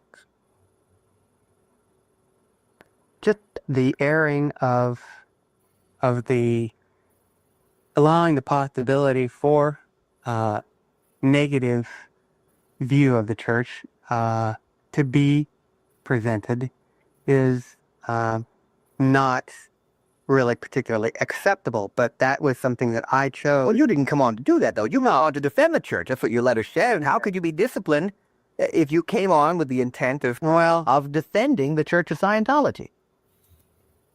Obviously, my adversary over here is quite astute in his enunciation of his point of view. He had the advantage of, according to him, that he has had more training and processing than I have had. What I have had, though, doesn't even come close to what he's trying to describe. I mean, I was more aware, not... when I was young, I knew what hypnosis was. I can't say as I've studied it or anything like that, but, I've seen shows where somebody is put under hypnosis and they give a key word, and somewhere along the line, the person jumps up and says, "The British are coming," or something like that. Well, that is not, I don't find that I am anything is being laid in on me that is not of my own volition, my own choice. I neither jerk the person who jumped up and said the British are coming. Jerry Whitfield, what kind of discipline are we talking about here? He could get some. Uh-oh. What happened? What happened? Uh-oh. Oh, I didn't mean to interrupt this at this exact moment. Let me see if I can take this off of the screen here. Okay, good. So I can bring that back when we're ready. That's what I wanted to know. When we're ready. It's discipline, but basically what we're looking at is a point of mind control here called ideology over person, or ideology over experience. If his experience is not what the ideology says it is, then his experience is invalid. And it's a point of mind control. And there's a lot of mind control in Scientology. You had all 8 points used on me. There's a lot of thought-stopping techniques. Basically, if someone decides to discipline Mike, and I hope they don't for his sake, because I think he's a good guy and I don't consider him an adversary. I'm sorry that he feels that way towards me. I think we're on the same side. I think he's on the side of truth and justice, and so am I. I also feel that he's been badly misinformed and lied to, just as I was badly misinformed and lied to while I was in the Church of Scientology. Have a lot of evidence to prove that. I've done a lot of research on Scientology in the 6 years I've been out, and it's very difficult to come out from under mind control. It's very difficult to find out if you were hypnotized and how to come out from under it and discover the truth. In fact, most people don't do it, and they don't do it very easily. I want to go back to the word discipline, though. What kind of discipline could be in store for a member of the Church of Scientology? In his case, he might be disbarred from further training or processing until he made amends, or he might have a court of ethics, something like that. Court of ethics? Yeah, maybe a committee of evidence, something like that, pulled on him to... Justice by your peers, in essence, Well, the word ethics, I find to be an interesting use of the word here. I mean, nobody's doing anything unethical here today. Well, the point is coming on with his point of view. Mike, you're coming on with your point of view. You're here with all good intentions, and you seem like an honest person. How could anybody call you unethical? It's not so much that I'm unethical, because quite frankly, that's the one thing that I have gotten from Scientology was the fact how important ethics are. I mean, yeah. I'm a contractor. Oh my God. And in the particular trade that I work in, people in the area that I work, they do work without permits, which gives them an advantage over me because they've got that margin, financial margin. I still pull them. I get the inspections and stuff like that. I deliver what I promise. And to me, that's the crucial point. But the thing that I feel that is so important about Scientology is that it addresses something that I believe deeply within me, and that is that we are immortal beings. We are all little pieces of God, if you want to call God, or infinite creator. It's like we have an infinite co-creatorship. We're going to take a break here, and we're going to come back. Let me give our telephone numbers. We'll take some calls coming up. I have another question or two for our guests, and we'll get to your telephone calls. One more question I have is about this billboard I keep seeing around town. It's a picture of L. Ron Hubbard walking along the beach, and I saw it on the Sunset Strip, and I've seen it, I guess, out near the airport, and it says, L. Ron Hubbard, 22 national bestsellers, and more to come. How does a man who died several years ago write bestsellers? Does anybody know about this ad? It's a recompilation of his work. Of course, I see it all the time. Every time I see it, I want to vomit. Because basically, I think there's a lot of untruth, and it's part of the lies that are perpetrated and part of the deceit. Let me explain. I mean, sometimes I get the feeling from the way Dianetics is promoted and from this billboard that people want you to believe L. Ron Hubbard is still alive. They believe he's still alive. They said he ascended. He died a death just like you and I will die. His body was old and worn out. It had a lot of illnesses and a lot of problems. Dianetics is supposed to fix all that. It didn't. There's a lot of people who've died who've been in Dianetics. For example, the lady who first reached what they call New Era Dianetics for operating Satan's New Era Dianetics OT, which is now called OT7. That's when you finish that, you're supposed to be completely healthy. You're not supposed to have physical pain, physical ailment, and you're supposed to be emotionally pain-free and no psychosomatic illnesses. This lady died. Her name was Betty Feliski. Betty Feliski died within 6 months after finishing that from cancer. There's a lot of Scientologists that have died from cancer, and yet Scientology says it can cure cancer. If it does, it does. I've never seen anything written that said if it can cure cancer. Perhaps you should go read History of Man, page 20, and it says in the middle of the page, Dianetics can cure cancer. If you haven't seen it, you should go look it up. But that's the whole point. To see, this type of deceit, this type of thing that people are told, and then this is hidden. Most people don't know that Betty Feliski's dead, and she reached OT7 a few years ago. Most people don't know that she's dead. Most people get into Scientology or Dianetics, and they say, well, you can go clear. And clear's the state in Scientology whereby you're not supposed to have psychosomatic illnesses. You're not supposed to have psychosomatics. You're supposed to be well. You're supposed to be happy. And as soon as you reach the state of clear, what happens? Well, everybody says it's wonderful. They give you a big certificate. They put it on the wall. And then they hand you an issue that says you're at risk until you do OT3. Well, wait a minute. I thought I had all these wonderful things. IQ is 135, perfect memory, perfect eyesight, don't have to wear glasses, don't have any body pains. But now I'm at risk till I do OT3? Well, what's OT3? OT3 is where they say you have hundreds of thousands of souls of men who died 75 million years ago attached to your body. Now, they don't call them souls. They call them body Satans. That's their word for a spirit, Satan, and they're attached to your body. Hundreds of thousands of these are attached to your body. They have the right to believe in that. I think it's science fiction. People probably pay between $40,000 and $80,000 to get to this point. Why don't you tell me up front? This is Dianetics. I'm going to tell you what it takes to go clear. As soon as you go clear, we're going to completely invalidate that state. We're going to tell you that you can die of pneumonia if you don't hurry up and get up to OT3. And then when you get to OT3, we're going to tell you that you're going to start practicing demonology. Well, you're not practicing demonology. They'll say, well, when you're exercising hundreds of thousands of souls of men who died 75 million years ago, I call it demonology. And that's OT3. It is going to cost you between $40,000 and $80,000 to get there and find that out. Tell me up front. Let me know. Is this what I want to get involved in? Don't do a bait and switch number on me. And that's my problem with Scientology. Maybe Mike would like to respond. The one thing that has always been known to me is that if you're not happy, you get your money back. So that's not true. There's a lot of people who'd like to get their money back. There are a gentleman right now. They say right on the contract, right on the receipt. So how can they deny? That I've never seen anybody have any. I don't know anybody. I'd like to get my money back. I'd love to get my money back. I can put you in touch with probably hundreds, if not thousands of people who would like to get their money back. Perhaps some people will call in and tell you that they haven't been able to get their money back. I know a gentleman who put over $250,000 in this year and is still fighting to get his money back. They won't get it back. He's gotten attorneys. So what Mike is saying is his understanding, and Scientology, that's called his reality, and what's true for him is true for him. He believes this, and Mike's not a bad guy.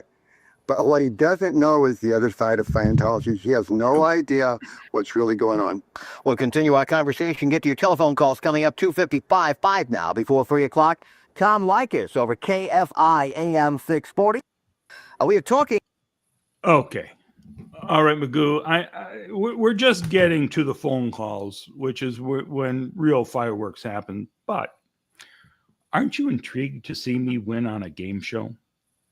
Yeah, I want to see you. I've got that lined up. Would you folks mind if we took a break here to watch me and Denise win big? All right. This is this is for Sophie. Look what I just found. Wow. New Zealand. Uh-huh. $10. I don't even know where I got it. I think you won it on a game show. 10. How about that? See? New Zealand. Well, hold on to it because, the U.S. economy is going in the tank. So those New Zealand bills, they could be crucial to you staying alive. Hey, I can't believe this is on YouTube, but here it is. Add to stage. That's what I'm doing. Oh, I got to remove that from the stage. Then what is I it? can add this to the stage. This is the game show appearance. Oh, all right. Let's take a look at it, shall we? I hope. Come on. Oh, God. Oh, I got to start it over here. Oh, yikes. There we go.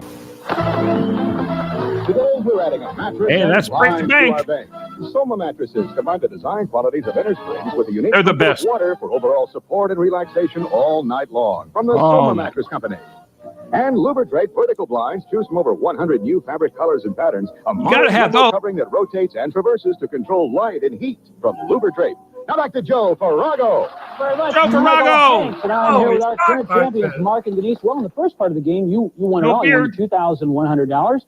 You won the watches, the diamond watches. I don't even have my mustache. Trip. That's all yours now, no matter Is what that happens. you? Nobody can take that away from me. you. And now you've also earned the right to select up to come 3 on, bank that cards. is? Remember, each of those cards is worth either cash or a prize. But remember, one of those cards is our bankrupt card. If that card comes up this part of the game, and the woman that I thought I was going to from marry. that dwindling supply, by the way, because this is your third trip, and each time you come in, you get less and less cards to choose from, which increases your odds of getting that break the bank card.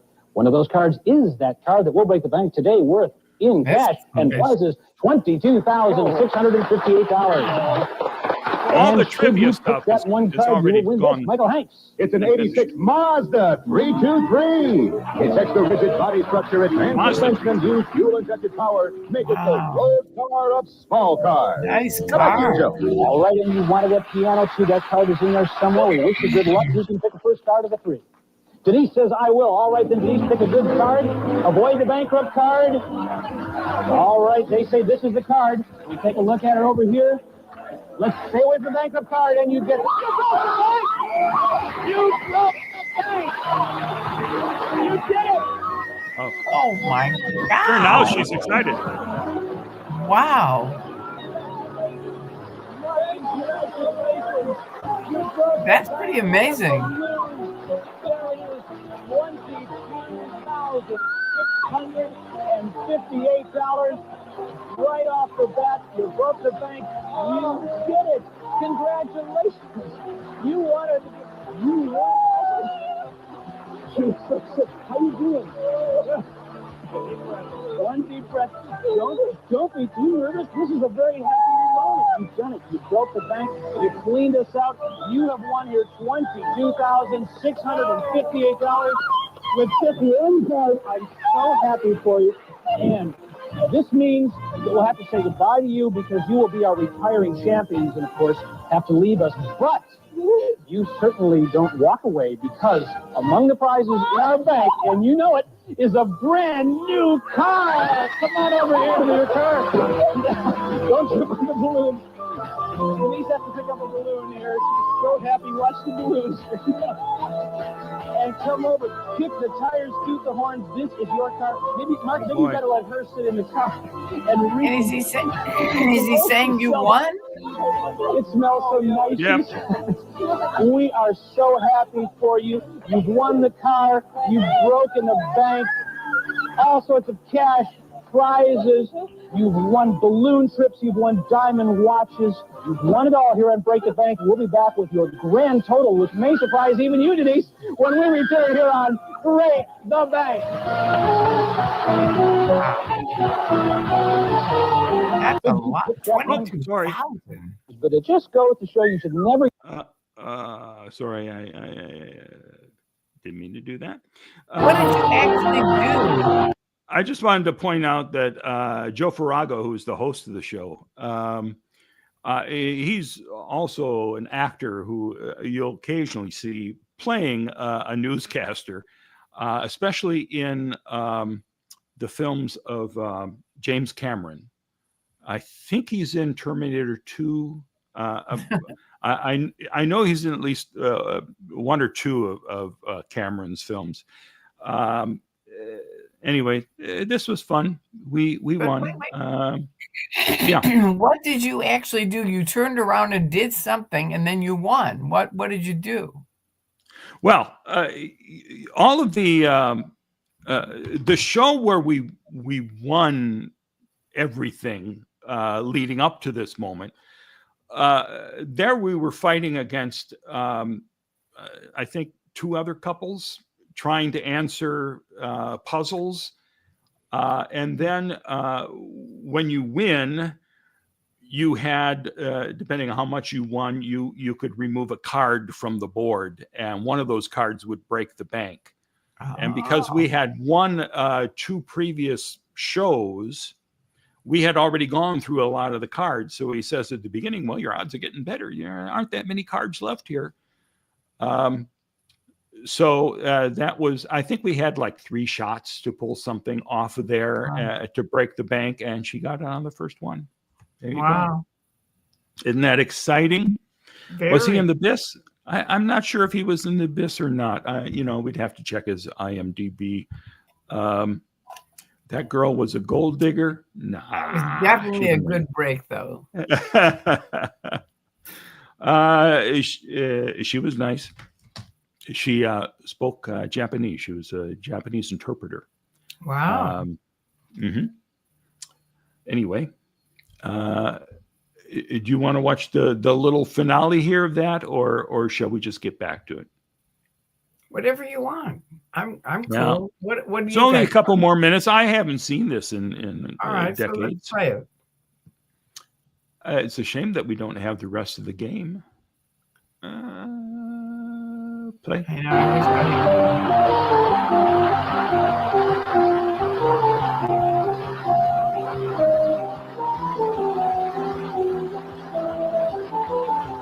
Oh boy. If you would like to be a contestant on Break the Bank, call Leslie at area code 818-843-7397. That number again is 818-843-7397. Now back to you, Joe. Thanks very much, Michael. We are here with 2 very happy champions, Denise and Mark, who just broke our bank. Today won $26,054. And before I give you your grand totals, I want to just say something. You kind of felt, whoa, somebody get his number. You kind of felt bad when you came in here because in that final puzzle, you hadn't solved as many as you wanted to, as quickly as you wanted to, and you only had 3 bank cards. But it just goes to show you should never give up hope, because these people with 1 bank card won a car, broke our bank, and won what kind of prizes? A sailboat. A pool table. A balloon trip over Northern California. A trip to Bermuda. A river raft trip. A trip to St. Thomas. And a koozie. And the list goes on and on and on. They're very happy people, and they've also won this automobile. Your grand total in cash and prizes on 3 visits here with us on Break the Bank, $44,109. Oh, yeah, there you go. That's me on Let's Make a Deal.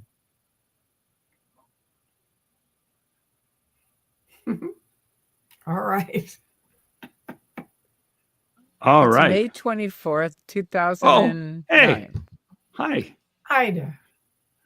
Oh boy. Well, that was fun for me to see. That was fun.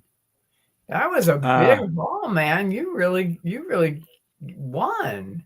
Yeah, ultimately, Big. where's the car, you ask? I mentioned it earlier, but I sold the car after a few months and bought a less expensive used car, and used that money to enrich my life in so many ways. Primarily, getting an agent and getting booked in jobs. Anyway, everyone loves the tiara. Nice to see you crowned again. Okay, let's get to just to answer Sophie. Where did I get this? I don't know. I just found it on I'm going through all kinds of stuff, and I don't really know where I got it. I don't. All right. Here we go. Let's get some phone calls. This segment of our program about Scientology, in case you're just tuning in. With us is ex-Scientologist Jerry Whitfield and currently active Scientologist Mike Jones, who is a listener to the program. He'd written us a letter, wanted to come on the program and talk about Scientology, and that's exactly what we've done. We encourage you to write in. Who knows, maybe you'll become a guest or you'll suggest somebody we will use on the air. Or you can fax us as well, but if you'd like to write, just send it to Tom Leykis. That's KFI Radio, Los Angeles 90005. Again, the Tom Leykis, KFI Radio, Los Angeles 90005. Up on the program next week, comedian Richard Belzer will be with us. I'm caller from Los Angeles on KFI. Hello. Hello? Yes. I'm one of those people would love to have my money back. I would owe T3, and that's what got me out. And I would love to have my money back. Just, if he had some ideas that it's possible, I encourage him to try to help me. Were you told you couldn't have it back? Oh, you did arrest because it's admitting that Scientology doesn't work. When you want your money back, you're saying it didn't work. So you did OT3 and you found out it didn't work? Well, if you believe that there's these entities connected to your bodies from 75 million years ago, then I guess it would work, but I don't believe that. You don't like practicing demonology? No, I don't. You don't like it being called OT3 instead? No, and I don't like paying all the money I paid for Dianetics to find out it wasn't Dianetics. It was actually these entities. It's really causing the world's problem. What kind of money are we talking about? Oh, I paid $13,000, and I was one of the ones that put it on my credit card. That's how gullible I was. Got your credit card paid off yet? No, I haven't. I'm sorry. Many years ago? Well, reason to be worried, because it's like speaking out, you're not one of our clans anymore. You're not part of the gang. And so the gang mentality turns on you. And he does have a reason to be worried now. Well, there's one thing about the truth. An ounce of truth will sink our town alive. Right. But it's only when, it's exposed, like what you're doing. I think it takes a lot of courage to speak up, and I really admire that. I think it takes a lot of courage for Mike to be here, and I'm glad that he has the integrity to stand up and speak for what he thinks is right, and he certainly has that right. Scientology even says he has that right. Thank you for the call, Sarah. I appreciate it. Here's a fax we got from somebody who identifies herself as Mary in Glendale. She says she's a professional person with 10 years of work experience, master's degree. She says she has, here's her Scientology background, 1 year in Scientology. She's clear. She spent $60,000, maxed out all her credit cards, cleared her IRA, borrowed money.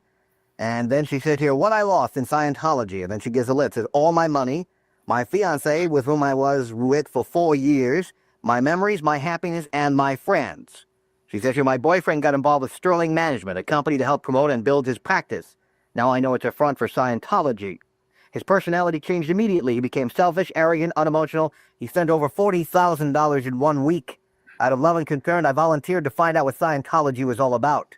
After completing the personality test, the man put me in a room and proceeded to tear into my life, tell me the things that were wrong with me and how Scientology could fix it all. For 3.5 hours, I cried while he, quote, tried to help me. The following are only a few of the things he said. I was sexually abused or molested as a child or in a past life, and that's why I haven't had any good relationships. I never was abused or molested. I was hiding out in this body, a female body, because I had done something terrible in my past life that I was ashamed of. He also said, how could I put a dollar value on happiness and spiritual freedom, not just for this lifetime, but for all future lifetimes? How could I be so shallow to be materialistic about a house, car, etc.? Scientology would give me so much of the money spent on materialistic things I cared about would no longer be important to me. All my questions and uncertainties in life would be resolved. I would be able to handle and resolve everything that came up in life. I would have the ability to know things. None of the things they promised happened, and here are only 3 examples. I cry even more now, hurt more, and often depressed, especially for what they did to me. My anger regarding Scientology keeps me going to help others stay out of cults. They promised total recall of everything, even all past lives. My memory got worse. I became disorganized. I have blank spots. No memory of periods of my life. She says I have headaches and an ulcer which worsened when I got involved with Scientology. And then she goes on to say they made me disconnect from my mother, with whom I love. They made my fiancé disconnect from me, drained me financially of everything I've worked for the past 10 years, gave me headaches, nightmares, depression, distrust, unhappiness. And she goes on to say there's so much more to tell you. In some ways, Scientology is dangerous and harmful, and no one should be involved with it. Anyone can get caught in their web and not even realize that they can't get out. Yes, even well-educated, normal-looking persons that aren't messed up. That's very true. And Scientology does spend millions of dollars to keep that sort of information away from its members. Now, the people that Scientology has helped and the people that have gotten better in Scientology, I don't have a problem with. I think that's great. I think that if people get help from any source, it's good. But when that help's perverted and used against people, I have a real problem with that. And there's a lot of people out there. And most of them are too intimidated to talk out about it. And like I said, Scientology does that. They spend a lot of money on it. One of their books is The Art of War. And they say that you always attack, you never defend, that you attack the attacker. There are no skirmishes. There are only major battles, and every major battle must be won. I often Scientologists call it. Do you have a copy of that? It's called The Art of War. You can get it in different bookstores. Mike, what about this story here? Are these people making these stories up, just trying to discredit Scientology? Do you think any of this is true? Well, you got me stumped. Do people max out their credit cards and give all the money to Scientology? Do they clear out their IRAs? I was never in that capacity to really know that. You didn't do that? No, I've never been encouraged to do that? No, I have always had, I guess, enough of my own personal self-determinism to go after what I want and not really be, forced into something that I didn't want. So, that's all I can say. Now, why do I keep hearing this phrase that I maxed out all my credit cards? So are people just simultaneously doing this with no encouragement? They just came up with this idea, or is somebody telling them to do it? Scientology would say there's a conspiracy out there telling people to say this and that it's a whole lie. But there's too many people from too many different areas in the United States and in the world that say the same thing. And if you think I'm lying, go down and talk to one of the registrars in Scientology. Go down there and ask them, hey, look, I don't have any money, but I've got a credit card with a $20,000 limit. What do you think? I should max it out? See what they say. All right, we'll continue our conversation coming up. 319, Tom Likas over KFI AM 640. On here with Mike Jones, who is a Scientologist, and ex-Scientologist Carrie Whitfield. Here's Betty, a first-time caller from Desert Hot Springs on KFI. Hello. Hi. Hi, Betty. Tom, I'm not a Scientologist, but I thought maybe people out there would like to know how the children of Scientologist staff members live in Los Angeles. And I am an eyewitness of what I speak. My son got into it on the personality test thing. We were living in another state at the time, and foolish mother, I paid little attention. However, later they got so deep in debt, they sold a house, paid off the debts, went on staff. The children lead a tough life. They are being denied their childhood. The child care place is at 1845 North Bronson. That's the corner of Bronson and Franklin in Hollywood. The children there are kept extremely busy. I have never seen a chair there. They do not eat meals with their parents. The parents do not put them to bed at night. They take community showers in the evening, come out, hope to find the right clothes, put the play clothes back on, and go to sleep on what they call peacots. I heard about peacots for a long time, and I finally asked them what my grandchildren were talking about, and the peacots are cots that are saturated with urine, and they reek, and the whole building used to smell like that. When the kids come to me to visit, they had lice so much, so often, that I finally set up a certain system so that I didn't have to disinfect the whole house. I just kept big bottles of lice shampoo in the house, and when the grandchildren came, I just took them straight to the bathroom for delousing and baths and clean clothes, and it was much simpler after that. The medical care is, they seem to believe, I'm not technically into this like perhaps Mike and Derry, but I know that I have forbidden to even give so much as a Tylenol to one of the grandchildren who was visiting here, who had 104 fever, and I went ahead and did it, and when she got back, she had to have some kind of... Who is she? My granddaughter. That I think she's talking about her daughter-in-law when she came back. Oh, yeah, excuse me. So when I took her bath, I said she has been very, very ill. I tried usual remedies. I couldn't get the fever down, and rather than to take her to the hospital, I gave her Tylenol. And she was very upset with me and said now she would have to have it counseled out of what I had done to her. They do counsel the children. They put them on a thing. My grandson had been on a thing like an e-meter, which is kind of like a lie detector thing. And they ask him questions like, what do mommy and daddy talk about when they are alone? What does grandma say to you? Sounds like Hitler to me. What? Sounds like Hitler to me. Well, it's frightening. They get broken sleep at night. They often are not picked up. The granddaughter sometimes is not picked up for days at a time. The grandson is picked up in the middle of the night. The daughter, too, sometimes. They go home. The mother is wound up. They rent a movie, perhaps, and actually get to bed at 3 o'clock in the morning, yet they contend the children get quite sufficient rest. A child with learning disabilities has no chance in this thing.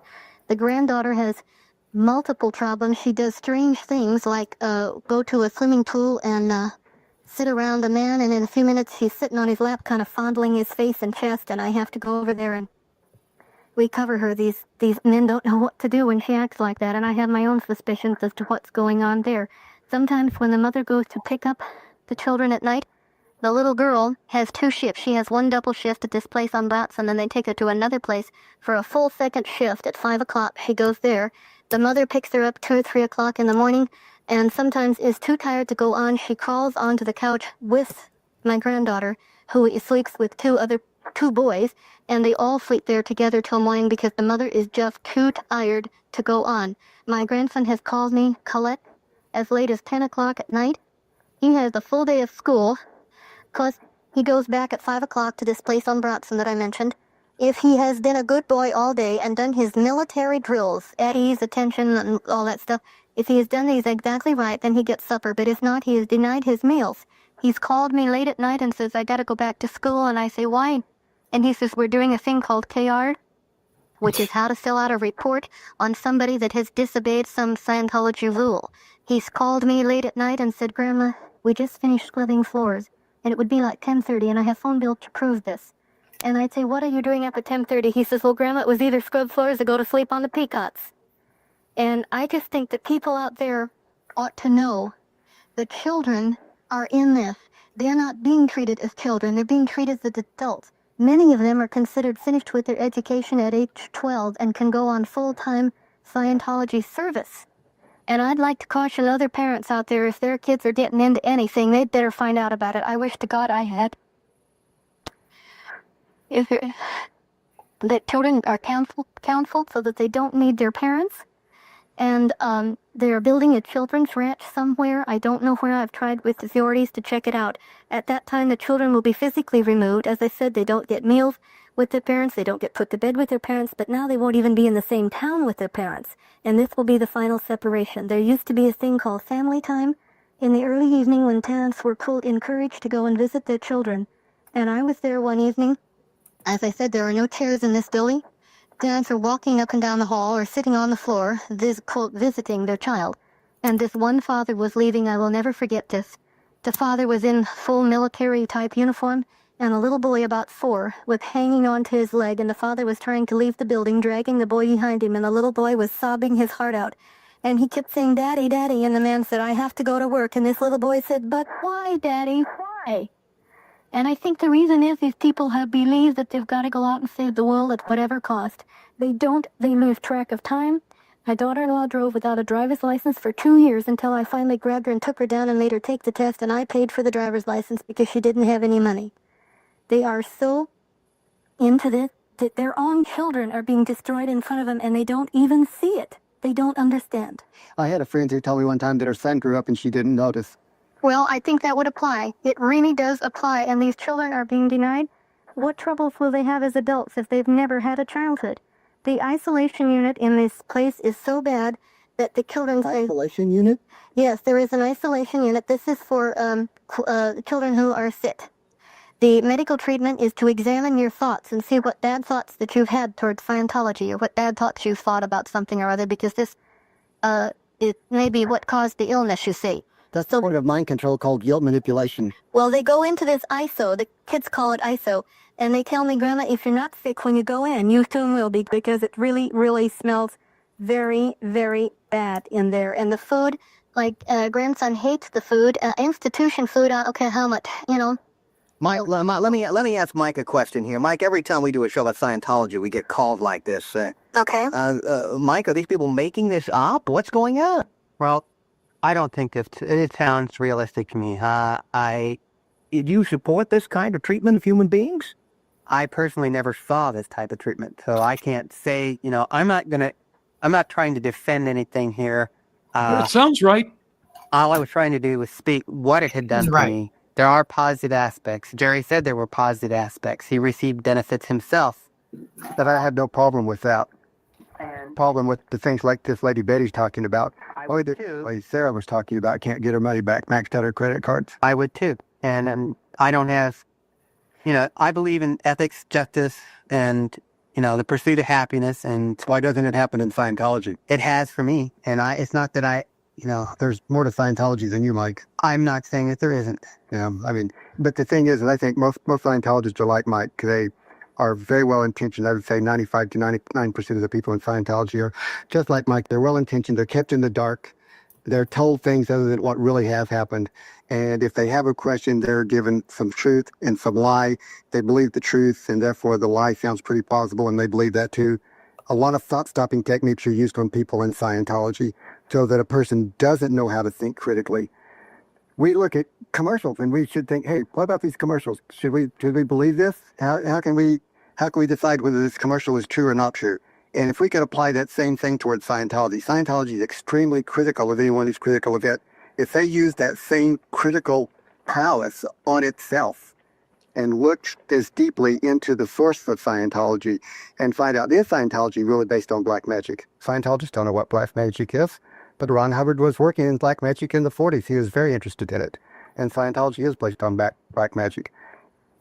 We'll continue our conversation. Coming up, Betty, I thank you for the call, and I do empathize with your situation. I really do. It's 3:27 before 4 o'clock. Tom Likas live over KFI AM 640. With us in studio. I mean, that's a remarkable phone call. You know, how often do you hear somebody who's able to get out so much information in such a short amount of time? A short amount of time, yeah. Yeah, truly terrible. And Isaac, he has to go watch Star Trek. So I understand you need some hope in your life. You have a nice night. We've got a few more callers coming up that I think are worth hearing. If you folks that one was good, Mark. That was really good. It was, and that's the main reason why I wanted folks to be able to hear this tonight. With ex-Scientologist Jerry Whitfield and actor Scientologist Mike Jones. Here's Bruce, a first-time caller from Tustin on KFI. Hello. Hi, how you doing? Okay. Oh boy, this is fun. Oh, we did. Yeah, listen. I just want to make a point very clear to the public. You have an accident that's occurred on your show. And the accident is that you have a person that's armed to the teeth that probably makes money or makes some part of his living attacking Scientology. You have another guy who totally didn't know what he was walking into. Well, he didn't walk into it. He wrote to us and asked to appear on the program. I understand. And we didn't seek him out. From your producer just apologized to me right before I called and agreed that it was a mistake. That what was a mistake? That you have an uninformed Scientologist who does not know the background or the information regarding why the... Well, it sounds to me like you want to be the guest on the program. And every time we have a listener as a guest, we get one of these callers who says the guest is uninformed, and then they imply that they are far more informed than the guest who's sitting out. Not necessarily. By the way, this is where Tom Likas is getting really Tom Likas now. This is the shock jock part of the show. He really rips into some of these people. Informed either. Well, how do you know whether the guest is informed? Well, because I can hear him on the show, and I've been in Scientology for 13 years. What about these calls we've been getting? Let's forget the guest here, okay? Let's talk about the calls we've been getting, the letters we've been getting. Every time we talk about Scientology, we get these reports, and then we have people Then we have people calling in like you who say it's a bunch of lies, it's a pack of lies. Everybody tried to discredit the Church of Scientology. Well, I want to know why this conspiracy would exist. Why would all these people be out to get the Church of Scientology? I just did. If you'd shut your mouth, you'd hear it. It's been nice talking to you. You have a nice day out there, okay? Bye-bye. Here's Susan, a first-time caller from Glendale on KFI. Hello. Hello? Yeah. I just want to say in my story that I think Scientology is very harmful and it's really bad, and I'll probably cry talking to you. I've lost a lot of money. I've lost all my friends, my family, everything, and it's very bad. I don't think there's anything good in it at all. I used up all my money. They help you get loans, personal loans, to take out more and more money. They find every means in every way possible to get all your money. When I told them I was unhappy, they put me in ethics. I told them that it was brainwashing and it was wrong. They put me in ethics for over 3 hours until I had to read bulletins after bulletins on how to disseminate and answer Scientology questions. When I was going through auditing, I told them how bad it was. I didn't believe it. It wasn't working. They put me in 3 months of repair sessions until I finally just said, stop, I can't take this anymore. They look and they look to find something to fix, and if they can't find anything to fix, make it up. And it's always your fault, is that right? And it's always your fault. Always your fault. If something's wrong, they blame it on you. They'll find it, they'll fix it, and nothing is your fault. They just put it on you. That's a point of mind control called ideology over experience.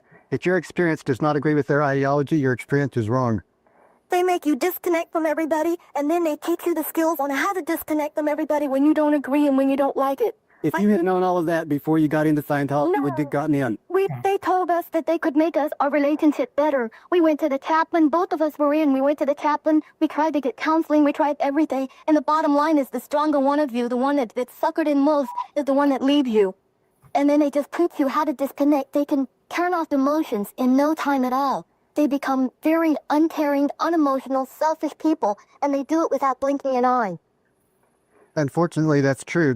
What happens is there's a group personality that gets formed from the person who gets involved with the group, and it supersedes and superimposes the real personality. And it's very easier to trigger the group personality. There are certain buzzwords, the language becomes loaded. You don't talk English anymore, you talk Scientologese. And it's very easy to get the person into that state of thinking. If you had known all of it before you got into Scientology, would you have ever gotten in? I would never have gotten in if they told me that they were going to use brainwashing. I'm calm now, sorry.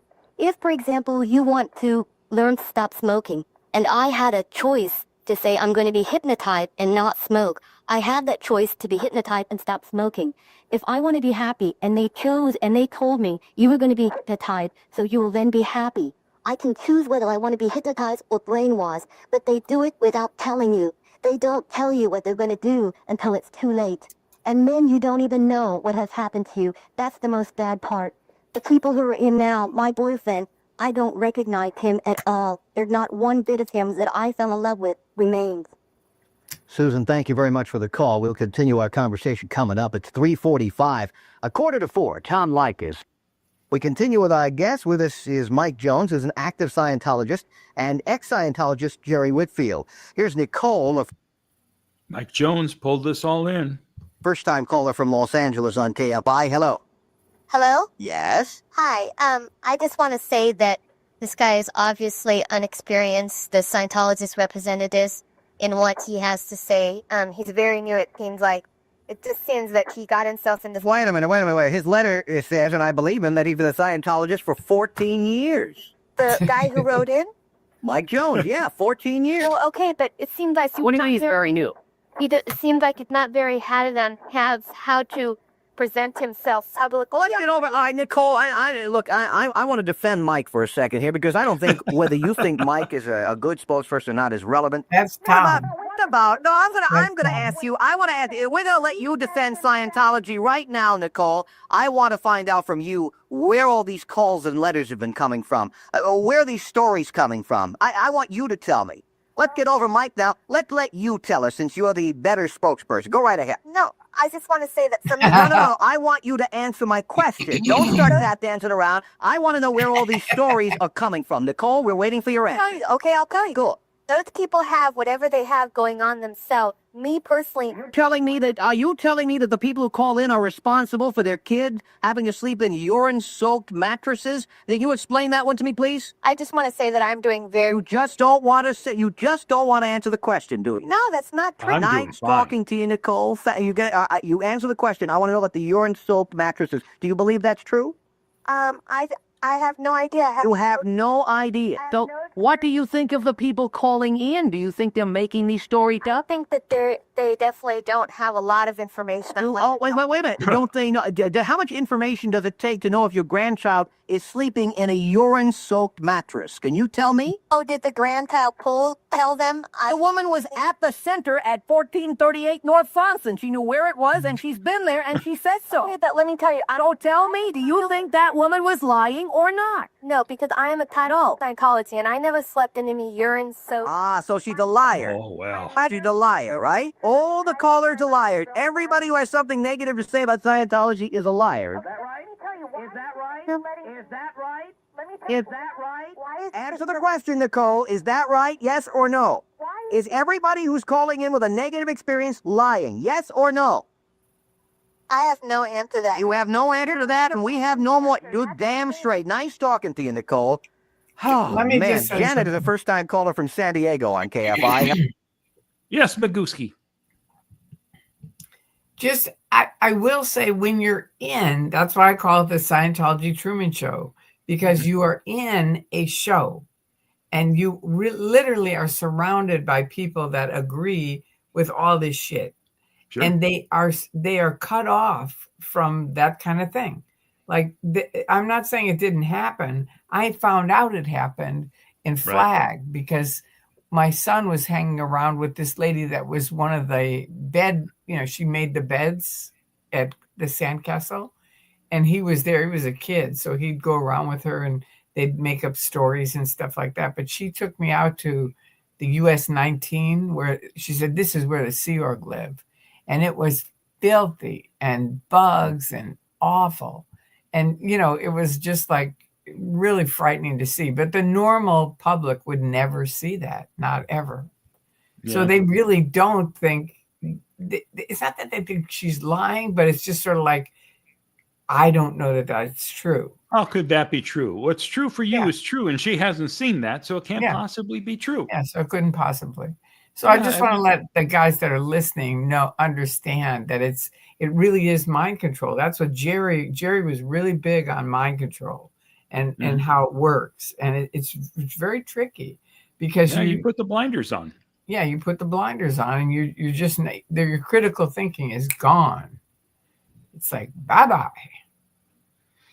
All right, Magoo. I think we've got maybe a couple more callers here. Okay. I just wanted to point that out. Oh, no, that's very good. Hi, I have a question for Mike, and I want to know, he keeps talking about these higher ethics that he is experiencing from being in the Church of Scientology. I want to know if he considers lying to be a higher ethic. First of all, the Church of Scientology lies to its members. It misleads them from the start. And second of all, what about TRL? Don't they have training routines where you sit in front of an auditor and your purpose is to lie and for them to try and... Mike doesn't know about TRL. Training routine lie is a secret policy that's practiced within one compartment of Scientology where a person is taught to lie convincingly. Mike is not in that compartment of Scientology, and most public Scientologists or even staff members don't know about that one. I don't know how you found out about it. It's tried that Scientology spends millions of dollars to keep that kind of information suppressed. You're not supposed to know about it. Right. Well, I have experienced it personally. My ex-husband is a Scientologist. He got involved in Scientology through latch management. They broke up our marriage. Latch management? Is that like Sterling management? No, it's like Sterling management for chiropractors. Latch management. And they came in and we thought we were going to increase our income by signing up with them. And we had no idea from the start that they were having anything to do with Scientology. And when I found out about it, they had the personality test. And when I found out about it, I didn't want to have anything to do with it. So they told my husband, who was going along with it, that not to listen to the words that I had to say, that I was a critical and negative person, and he should never take my advice on anything. And consequently broke up our marriage. And we had children. And I have been lied to repeatedly. I have proof that I've been lied to by my ex-husband. And as far as his ethics, things have gone down the drain since he's been in Scientology. Janet, I thank you for the call. Our final moment's coming up here at 3:54:06 now, before 4 o'clock. Guest Mike Jones, who is an active Scientologist, and Jerry Whitfield, who is an ex-Scientologist. Would you each, I guess, 30 seconds to kind of wrap up? Mike Jones, 30 seconds, capsulize your position today. Well, I'll tell you, it's been an interesting experience being here today. It's very hard for me, after hearing what I've heard, to not believe some things, and to, because of the information that I've been given, has been all on my own determinism, and I have found that it works. That's about all I can honestly say. Jerry Whitfield, 30 seconds. Well, Scientology does can make people feel good. I'll never argue that they have the technology to make people feel good. If that means it works, then, so does cocaine and so does alcohol. So does a good meal and so does good sex. So that, you can put a lot of things in that category. I think that if Scientology is going to continue to act the way it does, that it should be exposed. People should know all of the facts up front. Scientology says it believes in freedom of speech for everyone. I think that includes myself, and that includes you, Tom, and that includes those people who've been harmed by Scientology, and that a person has the right to know the whole story before they get involved. Thank you all for being here today and for an interesting conversation as we continue this afternoon. I'm Tom Likas. It's 4 o'clock in Los Angeles. This is KFI. So Jerry had a much more effective 30 seconds at the close there.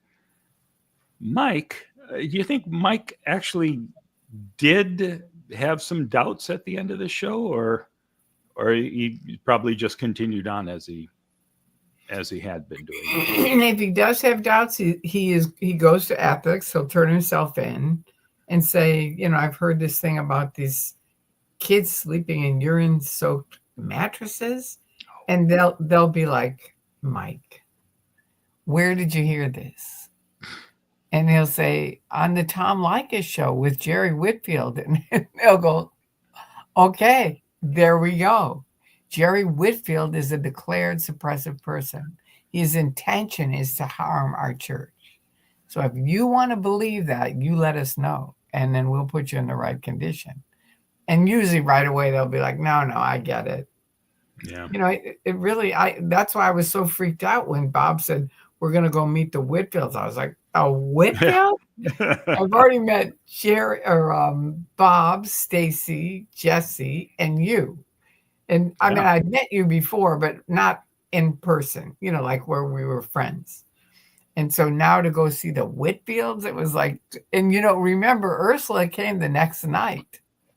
That night that we were there, Ursula came, but they didn't tell me. And Stacy told me months later, we didn't tell you because we knew it would just be too much. Yep. That's a good tape, though, man. I'm glad you have it. Well, I've got a bunch of shows that I had completely forgotten about. There's one that I was working on today that was an interview conducted by J. Michael Straczynski. If folks are science fiction fans, they may know J. Michael Straczynski as the guy who created Babylon 5, which is a show that I never got into, but other people think it's brilliant, and they love everything he did. So he hosted a science fiction show on the radio for a couple of years, interviewing people who were noted science fiction writers, and he had Bent Corridon on the show. He talked about Messiah or Madman. So I'm preparing that interview. In fact, I was going to play it tonight, and then I listened to this one, and I thought, oh, this is full of electric things. So let's throw this on. But you'll be hearing that Madman and Messiah interview soon. And gosh, there's a number of really terrific shows that I'm going to resurrect. That's so good. I'm so glad you're doing that. Me too. I thought I'd lost these, and it was great that I was able to uncover the DVD that I had of the old LMT website, and I'm able to convert. I can convert some of those old files that you can't play anymore, and I did a lot of work to clean up the sound. So this sounded much better than it originally did. Good. Well, thank you. Well, hey, it's what I do. That's know. why I'm a national treasure, for God's sakes. You are a national treasure. That is no doubt. And each of these guys agree. Well, thank you. And Magoo, I And give you my full look support. what this one is from. Can you read it? No, I can't. It's from. Is that the one from? It's not from Bob. I don't recognize that one. Oh, it's from Or is it Harrods in London. Oh, from Harrods. Okay. Yeah. So when we were there, you got it. When we went to London. Woo woo. My little bear from there. Let's see. There's the question here. Real audio at Xenu TV? Yes, that's what it was. Real audio.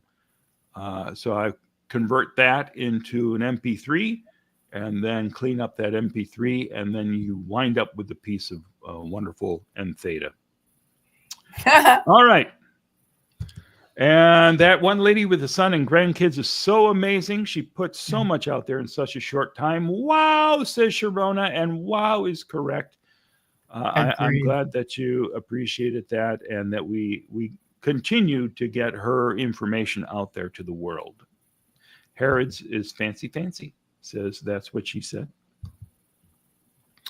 I was amazed at how huge Harrods was, and how many floors there are, and good Lord, it's not exactly what Harrods in London. I thought, okay, it's a department store. Oh my God, this goes on and on and on and on. Yeah, it's really lovely. All right. And Rox is wondering if those kids are okay now. Well, they're no longer kids, so hopefully they made it through that and did not join the Sea Org and have moved on to a happy and successful life. Anyway, Magoo, we've spent almost 2 hours and 22 minutes now.